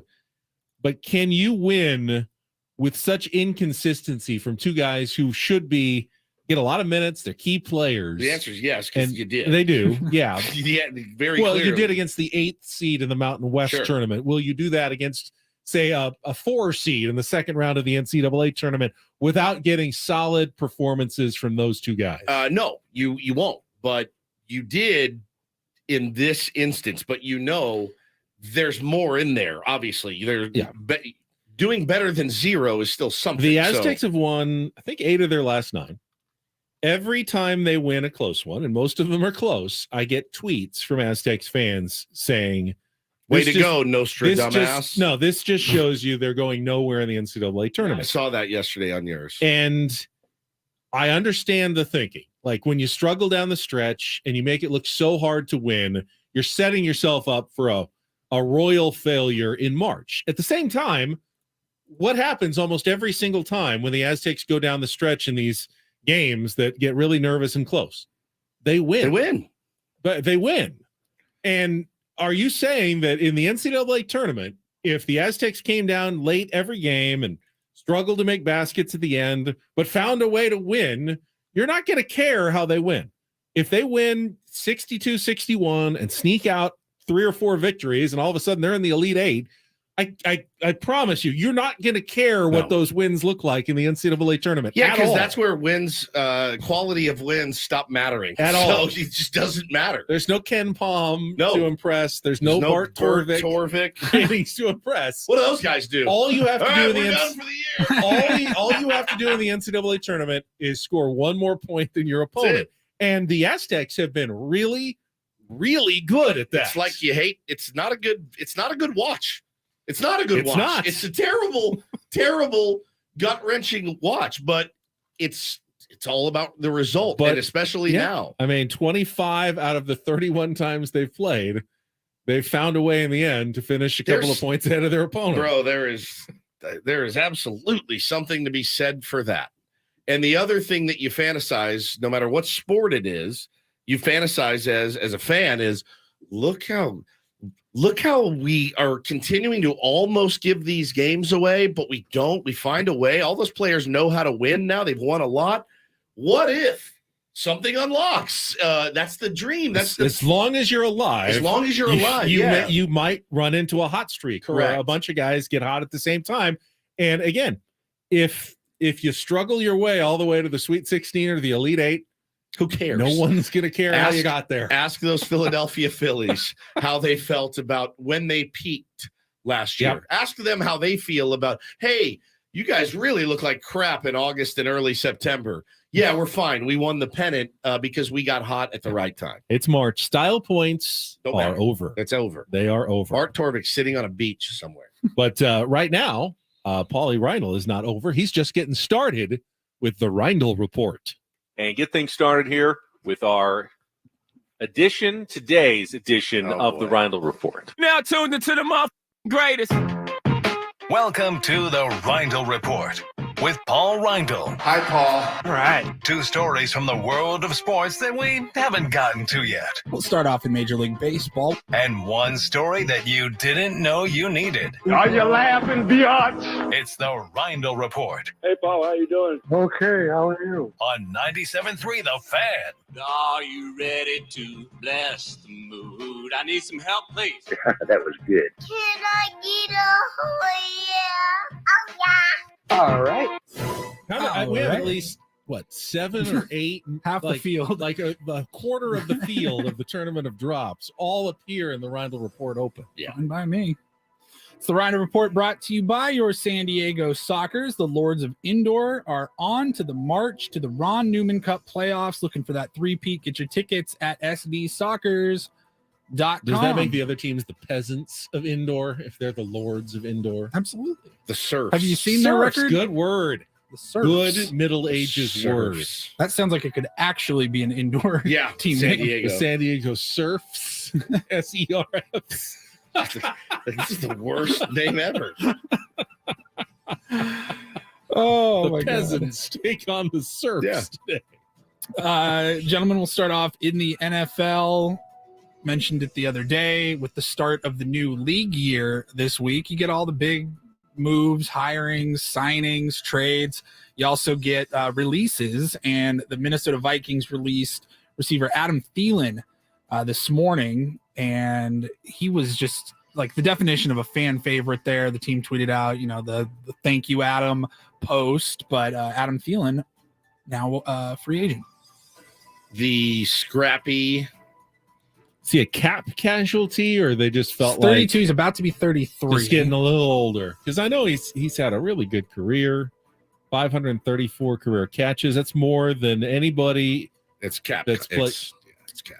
play the Vikings other than Chris Carter and He had Randy Moss. just under 20 million. Yeah, 20 million. Yeah, Cap. that's a lot that's of a debt. tough part of football. That the money is so critical when it comes to those cap numbers that you have to be a cap casualty sometimes. Yeah, I mean, and he said he wanted to retire a Viking, but he also wants the opportunity to show he can play at a high level. So he's out. I can promise you somebody will, if he still wants to play, somebody will pick up an Adam Thielen. Oh, for sure. Yeah, he's going to have a slot somewhere. The legal tampering period, whatever it is, when you can now start negotiating, begins Monday for free agency. So they have a couple of days, and then officially free agency starts later next week. All right, Ben, listen very, very closely I'm just to gonna this check my next phone story. here. An update on something that you completely missed yesterday, but Kevin Durant is expected to miss 2 to 3 weeks because of that left ankle injury. There were reports yesterday that he could miss the rest of the regular season, but it's not going to be that severe. Just 2 to 3 weeks for KD and the Phoenix Suns. Suns fans all over are with a deep exhale. Just, thank God. Get him back. You go out and acquire. I mean, you're already a perennial contender in the Western Conference, and then you go out and you think that's the piece that gets you to the finals. Such a over the hump piece getting Kevin Durant. And then he gets hurt after 2 games? Doing a layup in a pregame. Oh, God. If you're line. a Nets fan, are you chuckling if at you're his misfortune? You're a monster. That was the bit on the show before us, the DA show. Mraz, their producer, Nets fan, and he was laughing maniacally, and DA was going, Was he? That's kind of inappropriate, you know. I mean, it's such bad. The guy's karma, hurt. dude. The guy got hurt. You shouldn't laugh at it, but he was going like, he suffered through it for the last few years. And it's like it's that old not our problem anymore. Not my problem. Not my circus. problem anymore. I also saw a lot of people, this random NBA note, video of Kevin Garnett talking about Kobe Bryant was going around, and people were losing their minds at the revelation that Garnett said Kobe was number 24 because he wanted to one-up Michael Jordan. I thought that had been known like for a long time. I did not know that. When he played on the Olympics team, he was number 10 because Jordan wore number 9. I had no idea. You didn't know that? No. Yeah. Never underestimate the petty competitiveness of Kobe Bryant. Everyone was like, And what Michael the Jordan. That's true. Yeah, right? There's nothing you can do though if you're Jordan. Kobe has 2 numbers retired in the rafters in LA. That's pretty baller.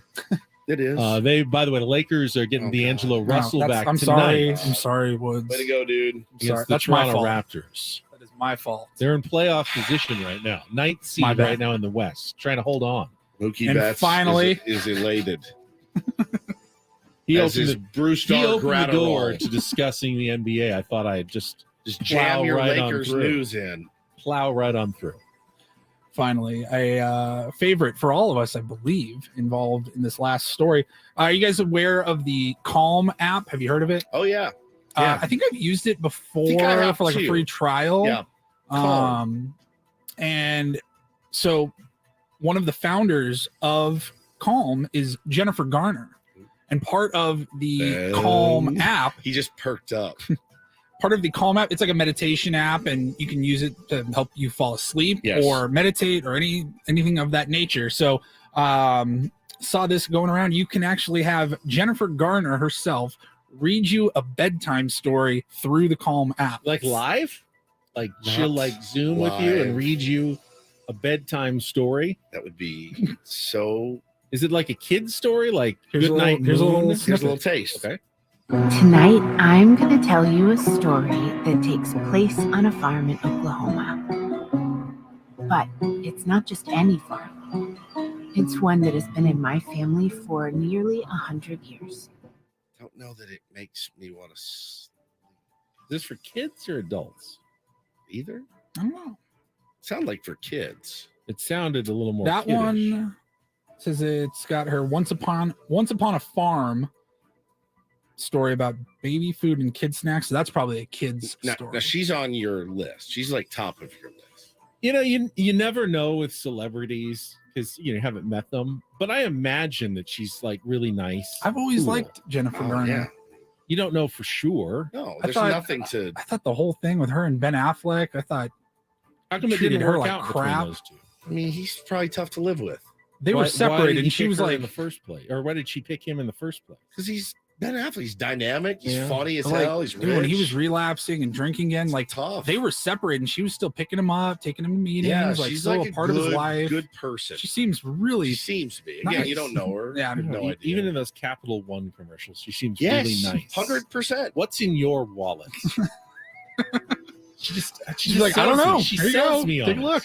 I'm sold on her as well. Who would be the worst? Would she be? We're all on board with that, right? You would want her to read you a bedtime story. Yeah. Who else would be at the top of the list, and then we'll go to the Paige bottom? I don't think Morgan you're- Freeman. Ooh, I like that. That's good. Oh, I was thinking I mean, the goal is to go to sleep. Like, Jennifer Connelly. We told Ben they're not actually there. It's just their voice. and the goal is to get to sleep. You want rest. Jennifer Connelly and Paige Spiranak at the same time reading me a bedtime story. I don't know that that'd put you to sleep. I don't think so either. Who would be the worst? The worst bedtime story reader. Gilbert Godfrey, rest in peace. Paul Stanley. Paul Stanley. Night, night! Y'all ready to count some sheep? Everybody already said one! Now you say two! Time to hit the sack, Jack! Oh, terrible, terrible. I love Paul Stanley. No offense. I think Hacksaw would not be the person to read me a bedtime story. Go to sleep, you idiot. Rookie. Go to sleep. Candy Morales with a home run. Vladimir Guerrero had key hits. There's no way I'm falling asleep. What up, carving guy? Hi, how are you?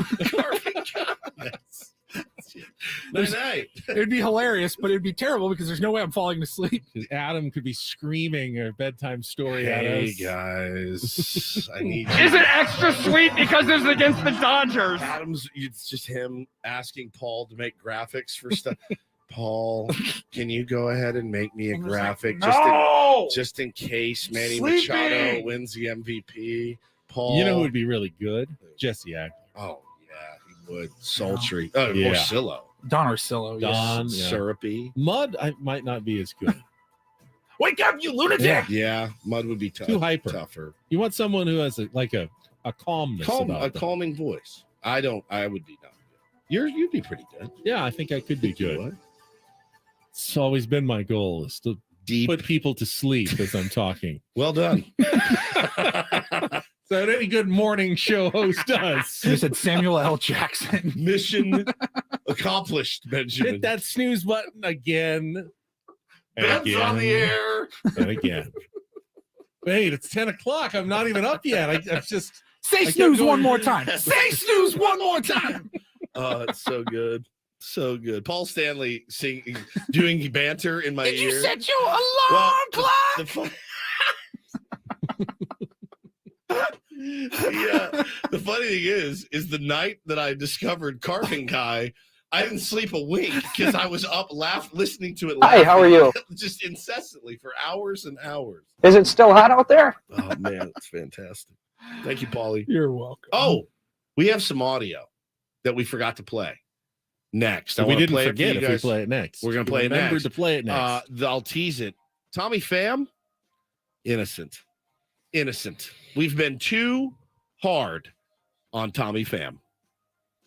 Coming up next after a check of traffic, more Ben and Woods on San Diego's #1 sports station, 97.3 The Fan.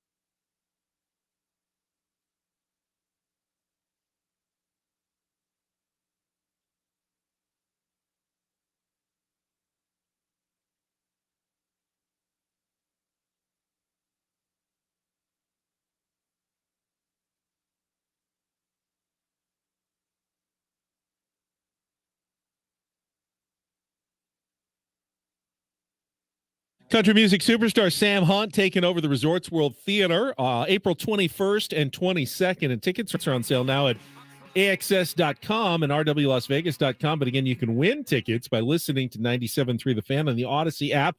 Every hour you listen from now until March 19th equals one entry for a 2-night stay at Resorts World Las Vegas and tickets to see Sam Hunt. All right, Tommy Pham, you say, what you said he's innocent. What was he guilty of? Tommy Just being Pham innocent. Just guilty of being the bad guy in the equation. I mean, no, I don't think anyone thought Tommy Pham was necessarily a bad guy. He's just intense and kind of angry seeming. Well, at times. I had to laugh this morning because he was on a podcast. So, our buddy Adam Jones, friend of the program, great friend of the program, has a new podcast out with AJ Pierzynski, what's his name? Eric Kratz, a couple other dudes. And what's the name of his podcast, Paulie? Full Count? Not Karros, right? No, not Eric Karros. Kreutz? Thank God. No, it's Eric. Foul Territory? Foul Territory. Eric, what the hell is the guy's name? Eric Kratz. Baseball catcher? Yeah. Eric Kratz. Eric Kratz. He's funny. He's a funny dude. So they had Tommy Pham on, and they wanted to ask him, Ben, you remember, of course, the slap heard around the world. The slap, when he slapped Jock Peterson. About fantasy football? Yeah. Listen to his explanation as to what really happened between the slap of Tommy Pham on Jock Peterson. Yeah, so we're in a fantasy football league together, and there was just, let me just say this, I've never said what's up or hi to Jock on the baseball field. We're not friends like that. We're not cool like that. So when we joined this football league together, there was a lot of talking. Oh, my fault. There was a lot. Tommy, Tommy, that's why we have this show. All the way There down. is no holding back. Whatever What you you want. want. Yeah, there was a but lot of it's- talking in the group chat from Jock to me, then to my team at the Yeah. time. And I was just like, man, I never said what's up to this man. I don't know what makes him think it's cool, to take shots at me and my team. Then, I forewarned him. I was like, hey, Jock, I'm not cool with you like this. Then, he kept taking subtle shots. So I was like, next time I see you, man, I'm gonna pimp slap the out of you. And it just so happened to be a year later. So. Dude, Padre for life. Tommy Pham defending our honor and Padres fans' honor out there to Dirty Dodger at the time, right? Wasn't he a Dodger at the time? It was Giants Dodgers, wasn't it? Yeah. No, was he was a giant. Was he a giant at the time? I think. No, it was Giant. He was a Giant when he was slapped in it. San Francisco. When he slapped it. Tommy but he Pham was playing for. Tommy was playing for us. He was playing for us. Yeah, he was. He had already moved on to the Reds. It was last year. He When was he with slapped him? Cincinnati. Okay. Yeah. So it was Dirty Giant, Jock Peterson running mouth about the Padres and everything else.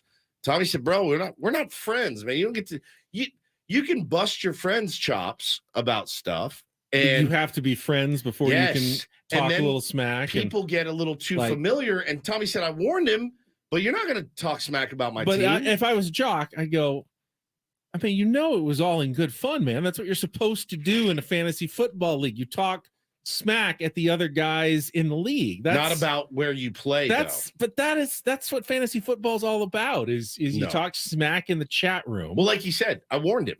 I told him, you're not. I don't know that his innocence has been proven as completely as you would think it is. I think that we should if you retire sign his up number. for fantasy football with a bunch of dudes, competitive guys, you've got to expect a certain level of trash talk, and it's going to spill over from. Oh, you drafted a terrible player. It's going to spill over into So your real team life stuff, sucks? and yeah, No, that's a line. You cross the line. Jock Peterson, habitual line stepper, and Tommy Pham defending the honor of the San Diego Padres. and the fact that after a year he didn't cool down at all. I love it. Like he said, I'm gonna do this next time I see you As a fellow, and it was As a like, fellow- oh yeah, no, I promised, and now I'm actually gonna do it. as a fellow Knowing petty what- grudge holder, I Knowing it support would be Tommy a big Pham. story if he did it, right? I mean, you've got to, that's part of the equation as well. You're a Major League Baseball player. You go out and slap another major leaguer in pregame warmups, that's probably going to get reported fairly widely. If you don't start any, there won't be any. Pretty easy. Why would you kick the hornet's nest, the walking, living hornet's nest that is Tommy Pham? After the hornet says, "Hey, bro, don't kick me, or I'm going to sting you." What would have been too much for then, Tommy? If you're saying it's okay, I don't know how Tommy Pham responded. What would have been over the top then? What? Like killing him. Okay, good. Murder would have been over the top. Murder over the top. Stabbing him. But like a closed fist punch, would that have been? You just said, if you keep kicking this hornet's nest, I'm going to sting you. And what do? You walk up, no, you're not going to sting me. And you kick the nest again. And what do you think happens? The old F around and find out. He found out. I've always been kind of a Tommy Pham guy. I liked his edge. I wish his career had worked out a little better here. But I thought that was really cool. I did. I listened to that and I went, okay, now I know why. I don't think it was about, you were hiding players on your bench and it was you're doing shady stuff in the league. You were running your mouth about me. Isn't that what my Jock team said it was about? Like a disagreement about the rules in the league. But Tommy says no. Tommy says no. He didn't like what he had to It's say. about like waiver wire. Waiver wire something. pickups. Which again, that's a little. But again, this is probably a $20,000 league. Like it's probably no joke. It's not the $10 leagues you play in, It's or still the a little bit $100 of leagues a I he play said, other he said in this situation. Tommy Innocent. All right, we've got one segment left, and we got an in-studio guest to help us wrap up the week and get to our flubs. Matt Savant from the Gulls is here. They have a huge weekend. Like they probably overloaded their plates, to be honest, this weekend. But we'll let you know what's coming up. We got some giveaways as well, so stay tuned for all of it. Coming up next with more Ben and Woods on San Diego's #1 sports station, 97.3 The Fan.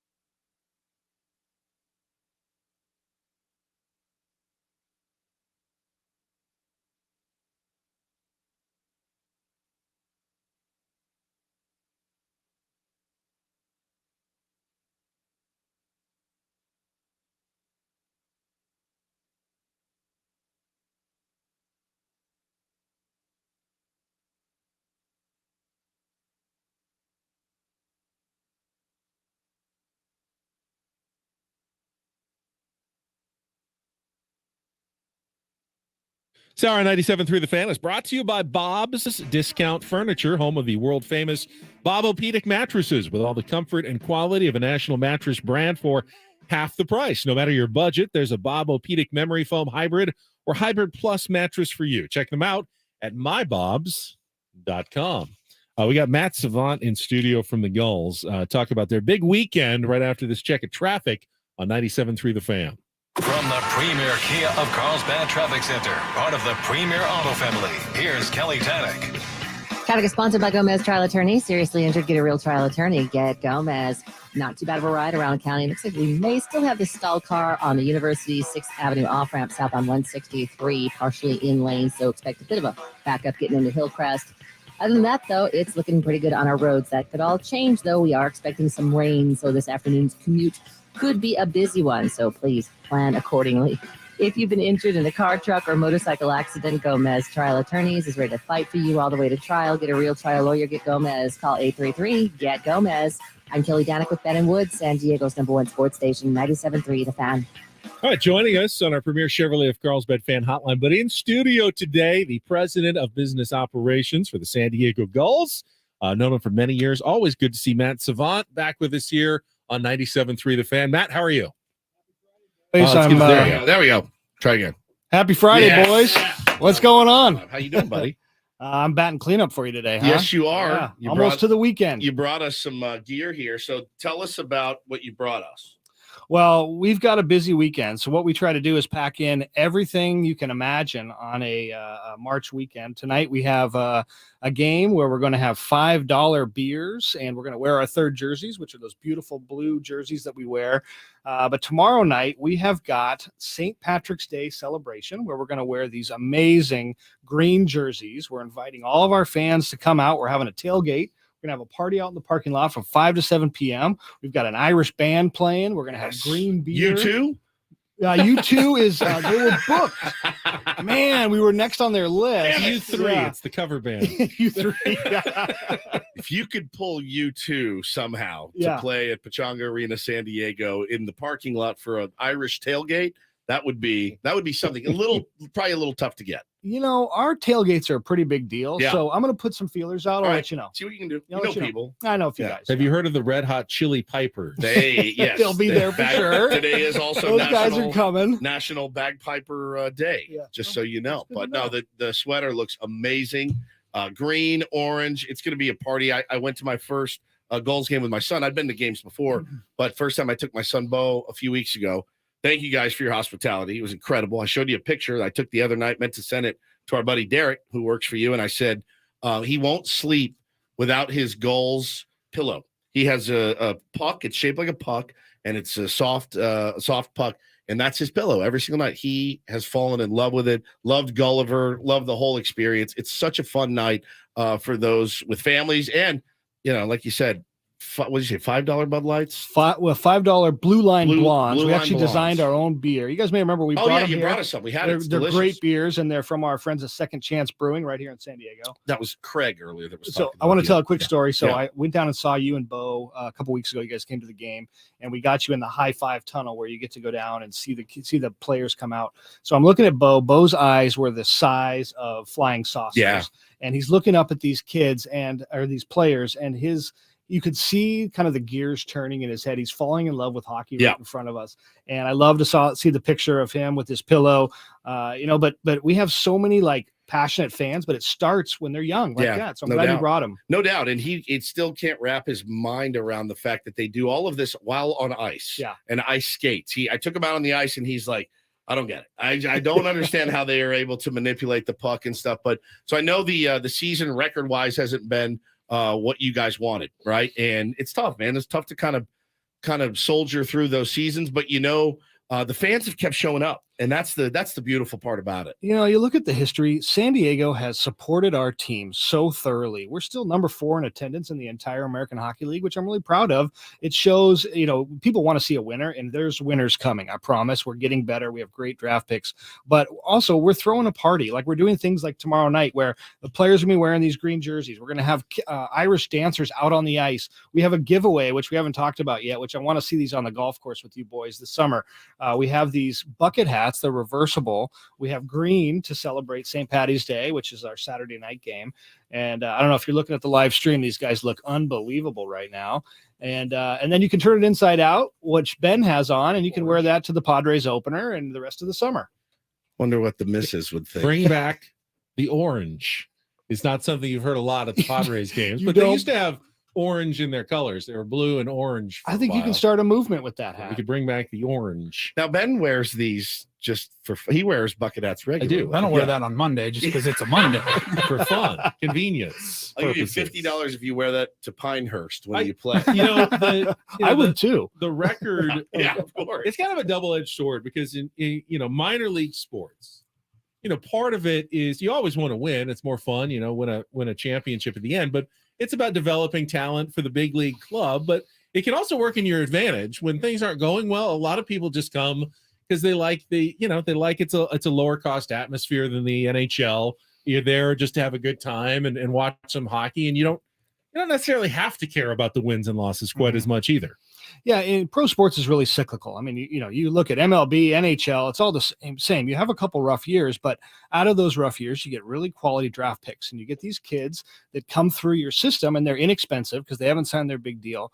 And if you look at a player like Trevor Zegras, who's up in Anaheim, and he was just on ESPN the other night scoring a between the legs goal, unbelievable. You have to remember Trevor Zegras played for the Gulls. These are guys that are coming through our city, coming through our team, and really making an impact. So it's kind of fun if you're a hardcore sports fan to go into this American Hockey League level and watch these kids of tomorrow really flourish at our level. Tell me about, did you not want to jinx it? The other guy you were telling me about? So there is a world-class superstar coming to somebody in the NHL next year. His name is Connor Bedard, and he's going to be a generational talent. I think the draft this season in the NHL is going to rival one of the best drafts ever. People talk, if you're a hockey nerd, the 2003 draft was unbelievable. Getzlaf and Perry, the guys that played for the Ducks, came through. Well, this draft this year is supposed to be incredible. This guy, Connor Bedard, is head and shoulders the number one. There's no lock that the worst team in the league is going to get him because there's a draft lottery. Yeah. So your percentage chance is a little better if you're at the bottom. But anyway, whoever gets this guy, their franchise is in for an upward ride. Same as with the NBA. Everyone's the Victor Wembanyama sweepstakes. So the two draft lotteries in both sports are going to be like hugely watched by every team's fan base to see if they get the big prize here in a couple of months. So you liken it to with what's going on with the big club. Is it more of like, all right, as soon as these guys develop, and if you could add a piece like Connor Bedard, sky's the limit, obviously. But is it they need more time? There's just more time. We got to develop these guys, and you've got, like you said, the superstar already that's kind of in training, and then is it just more time, more reps for these guys? Yeah, it's more time and more strength. You got to remember when you get to the NHL, these are men, and these are quality athletes that are big. And if you put a kid in there who's 19, 20, or even 21, their bodies just aren't physically formed yet. You're not ready. So the American League is a great landing spot for these guys to really hone their talent, but grow, get in the gym, get bigger, get ready for the rigors of an 82 game NHL season. So you see that development mentally, but mainly it's physically. Yeah, when we first started, Woods wasn't ready for the rigors of a full 4-hour show. show. Look at me now. And now Dude, you look he's- good, I man. look- He's Yeah. absolutely in prime shape. A He's a man. man. He's a sports talk man. Man, yes. Now Exactly. he's a boy. Now he's a man. Now I'm a man. So games tonight, games tomorrow, giveaways, $5 beers yet tonight, and you guys have a bowling tournament you're putting on Sunday. We decided we want to have a full 3 days of goals activities. So we are throwing our annual bowling tournament where our entire team and all of our coaches, so every single player, every single coach will be at Mira Mesa Lanes on Sunday. And it's from 6 to 9 p.m. And we really just have a good time. We bowl, you get to interact with your players, and then you can sign up on our website. We still have some spots available, but it's a really cool way to spend a few hours with your favorite players because you're actually sitting there bowling, hanging out, having a drink. It's a really fun night. I feel like bowling and hockey are sneakily similar. I mean, you slide around on the bowling shoes, just like on the skates. You've got a really slick surface that you're trying to roll or slide something across, and you have to be really accurate with like your aim. Yeah. Just like to score a goal, you got to put it in the right spot to get a strike. You have to Put roll a it bowler up right against a in hockey the right player and spot. see what happens. Well, I mean, it's there's no checking in bowling. That's the big There's difference. no checking, and also you can drink during bowling and That's actually true. be pretty good. That's but in true. hockey, if you drink, you're kind of You have to wait until afterwards. Yeah. So So there's it's some frowned- it's similarities frowned there. upon. Frowned upon, yeah. it's frowned Are upon. you a good bowler, Matt? I think I was in college, and it had something to do with that drinking we were talking Right. about. Haven't been bowling a lot, but I'm bringing my kids out this weekend. So How big is, because when we were talking at Pachongo and when I brought Bo out, you were telling me about your kids and the how big is hockey in Southern California? So it's growing, and the Anaheim Ducks have done a terrific job with these learn to plays and these youth hockey programming. They do it in schools where they teach kids how to play street hockey up in Orange County, and we're starting to do that here in San Diego. It's a free program through the foundation dollars, and kids like my son, and I'll brag on him a little bit. He's worked his way through the San Diego ranks. He played for the junior goals. He played for the San Diego Oilers, and now he made his way and he's playing for the junior Ducks this year. And we drive up there to Irvine. Yeah. And I'm really proud of him, but it takes that kind of like I was talking to you about Bo. You have to have that exposure early. You have to understand what it's all about. And then you got to find a low cost of entry to get in and learn how to play. And so kids like Bo or my son Luca can get out there at a really young age and then find their way and then eventually play at a pretty high level. Do you guys skate at all growing up? Yeah, a little bit. I was so bad at it. I'd go to the UTC. They had the skating rink, and I had to stay right on the edge and put my hand on this. I could not figure out how to make myself stand up without holding on the entire time. Well, I remember having the same experience and trying to figure out, and they give you kind of those figure skates. And I remember I got a pair of hockey skates for Christmas. We lived in Connecticut. There was a lot of places to skate. Couldn't figure those out. That was different. Hockey skates are different than figure skates. I found it actually much. I was so excited because in my head I thought once I put the hockey skates on, I'll be able to skate well. Yeah. Way harder. So the hockey skates have a rounded blade Yes. so that you can make quick turns, whereas the figure skates are flatter and have that kind of edge on the front. That toe pick. Yeah, the toe pick that you can dig in. And you're like, oh, I'm running. I can run on the So ice. you can jump and do a triple axle. Yes, all of my triple axles that I did. I could see you doing that. It was, Is that why we never see hockey players do those spins in the air? Like There's no toe pick. Yeah, There's no toe pick. But what they do on those is it's nothing short of a miracle. I mean, really, for guys like us, it's nothing short of a miracle. Guys, get out, check out a Gulls game. Go this weekend. The giveaways are fantastic. The people are fantastic. And listen, I think the team needs you to keep rooting as hard as you've been all season, man. And I love that. I love that San Diegans are still showing up for them. Yeah. And I appreciate you guys. Thanks for having us on, and enjoy your weekends. Please come out and see some Gulls activities. Just drink some Blue Lines. That works too. Matt Savant, President of Business Operations for the San Diego Gulls. All guests on Ben Woods appear on our Premier Chevrolet of Carlsbad fan hotline. Save money the right way with Premier Chevrolet of Carlsbad. Visit them today in the Carlsbad Auto Mall Chevrolet. Find new roads. And as we do each and every Friday, wrap them all up in a nice little bow. Mostly my mistakes, a few by Woods and Paul. Time for all the flubs. Let's get to it. Fill your head with doom. What and is a gloom. hey-od? One of the great press conference What is questions. a press conference? How's Fernando Tatis how is Fernando Tatis Jr. doing? Easy for me to say. Due to a abdomen. What is it? Abdomen problem. What he's been able to do so far, tempering enthusiasm, Because he pushes them even further over the CBT line, so they can't sign What him is to a CBT alert? It's opening day. You're Bretton Woods live from Happy Does in the Gas Lamp 350. The what? Fifth Avenue, the Gas Lamp. A little police investigation here in Dallas. Well, man, consequences have actions. The Lincoln Showcase offers you a private online showing with a diet. Ooh, Take on Woods' Long's Laster. Kill me. A surprise Norm Macdonald stand-up special. Who is Norm Macdonald? Do some birthday shout-outs here on Ben and Woods. You came in and steered the ship pretty admirably. There it is. Good work, Rick. Words. Yes. And they will be giving them to tomorrow to the first 35,000 fans. All right. They have the best record, the President's Trophy, the What best is a record. trophy? I'm having trouble here. And if the ball's jumping out of Petco, Bring them up. oh God! All right, bring me up. It's fine. So good news. It's coming up right after. what is good to news? It's right there in Chula Vista off the 5 freeway. Where is Chula Vista? Your road warrior Padres. Restrictions apply. Wow. Quoting all signs, no spin, and no agendas. Go to New Nation. Go to News Nation now. You ready for this trade? I'm very flustered. Sit down at a California-style blackjack table or play some Texas Hold'em poker. Book a solar battery elite installation. Book a solar What is battery installation? Tatis has paid the big bucks to be our shorty. Damn it. I have done it again. I haven't heard much. The organization, Bob Melvin. Who is Bob Meller?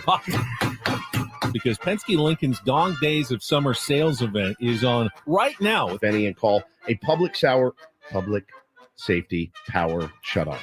The meteorologist at STNG, I'm in trouble too. The ump show is starting in 4 minutes. Stu We gotta go. Let's go, babe. Sherwater's behind the dish. Come on. The dish. And of course, San Diego State taking on number 14 Yuha on Yuha.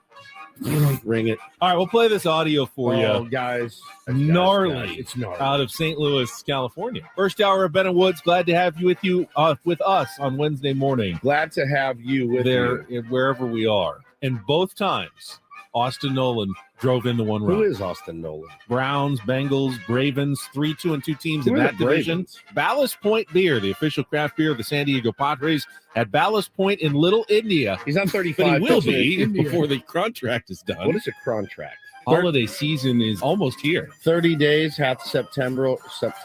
And that is do this for Wednesday. Don't. Ben Woods back after a check of traffic on 97.3 Fan. He's got the 5th most wins coaching time, all-time coaching. Fifth most, yes. February 12th, State Farm Stadium in Glendale, Arizona. State Farm Stadium. That's not what I heard. It's not what I heard either. Our first sound from Padres Spring Training 2013. I think when a veteran pitcher is having success with those numbers, 6-year history of Major League Rugby. What is rugby? Sam Spring Tank, San Diego's #1 sports station, 93 The Fan. We're just talking about Landon Jonovan. Who is Landon Jonovan? That's all, folks. So now we have 97.3 Fan, and now we have 93 The Fan. 93 The Fan. Just trying to get through the entire gamut of wrong ways to say our radio station's name. 93 The Fan. Did I say this on? I think I said it off the air, but John Rahm just withdrew from the Players' Championship due to illness after a 1 under par in the first round. Had not teed off in his second round. You're in golf pools like you are. That can be bad news for a lot of people out there. Yeah, he was one of our buddy Jay Paris does a little pool, and I just had one of my best picks knocked out. But illness. What kind of illness could make you withdraw? I mean, it's not like he was playing poorly. He was 1 under after the first day. Well, remember, he was like way ahead in the Memorial. Was it 2 years ago? And then he got COVID. For the final round. I wonder what. And had to pull with a 6-shot lead and had to withdraw. The only thing I can think of is the bubble guts. Bubble guts. Or COVID again. Or COVID, but I didn't even think you can play through COVID. Right? At this point, I don't know. I mean, if you test positive, they probably still have rules. If you actually test positive, you're not supposed to go. Well, that's a bummer, man. I was looking forward to watching him compete, as I always do. All right, make sure Team Callaway brother. All right, the seedings have been completed. Paulie is putting the brackets together, and on Monday, we will begin our tournament of drops, just as we break down the NCAA field as well. Have a weekend of Padres baseball and WBC to go through. Should be a good one. Everybody, have a great weekend from all of us. For Paul Reindl, Stephen Woods, I'm Ben Higgins. Talk to you later on San Diego's #1 sports station, 93 The Fan, 97.3 The Fan.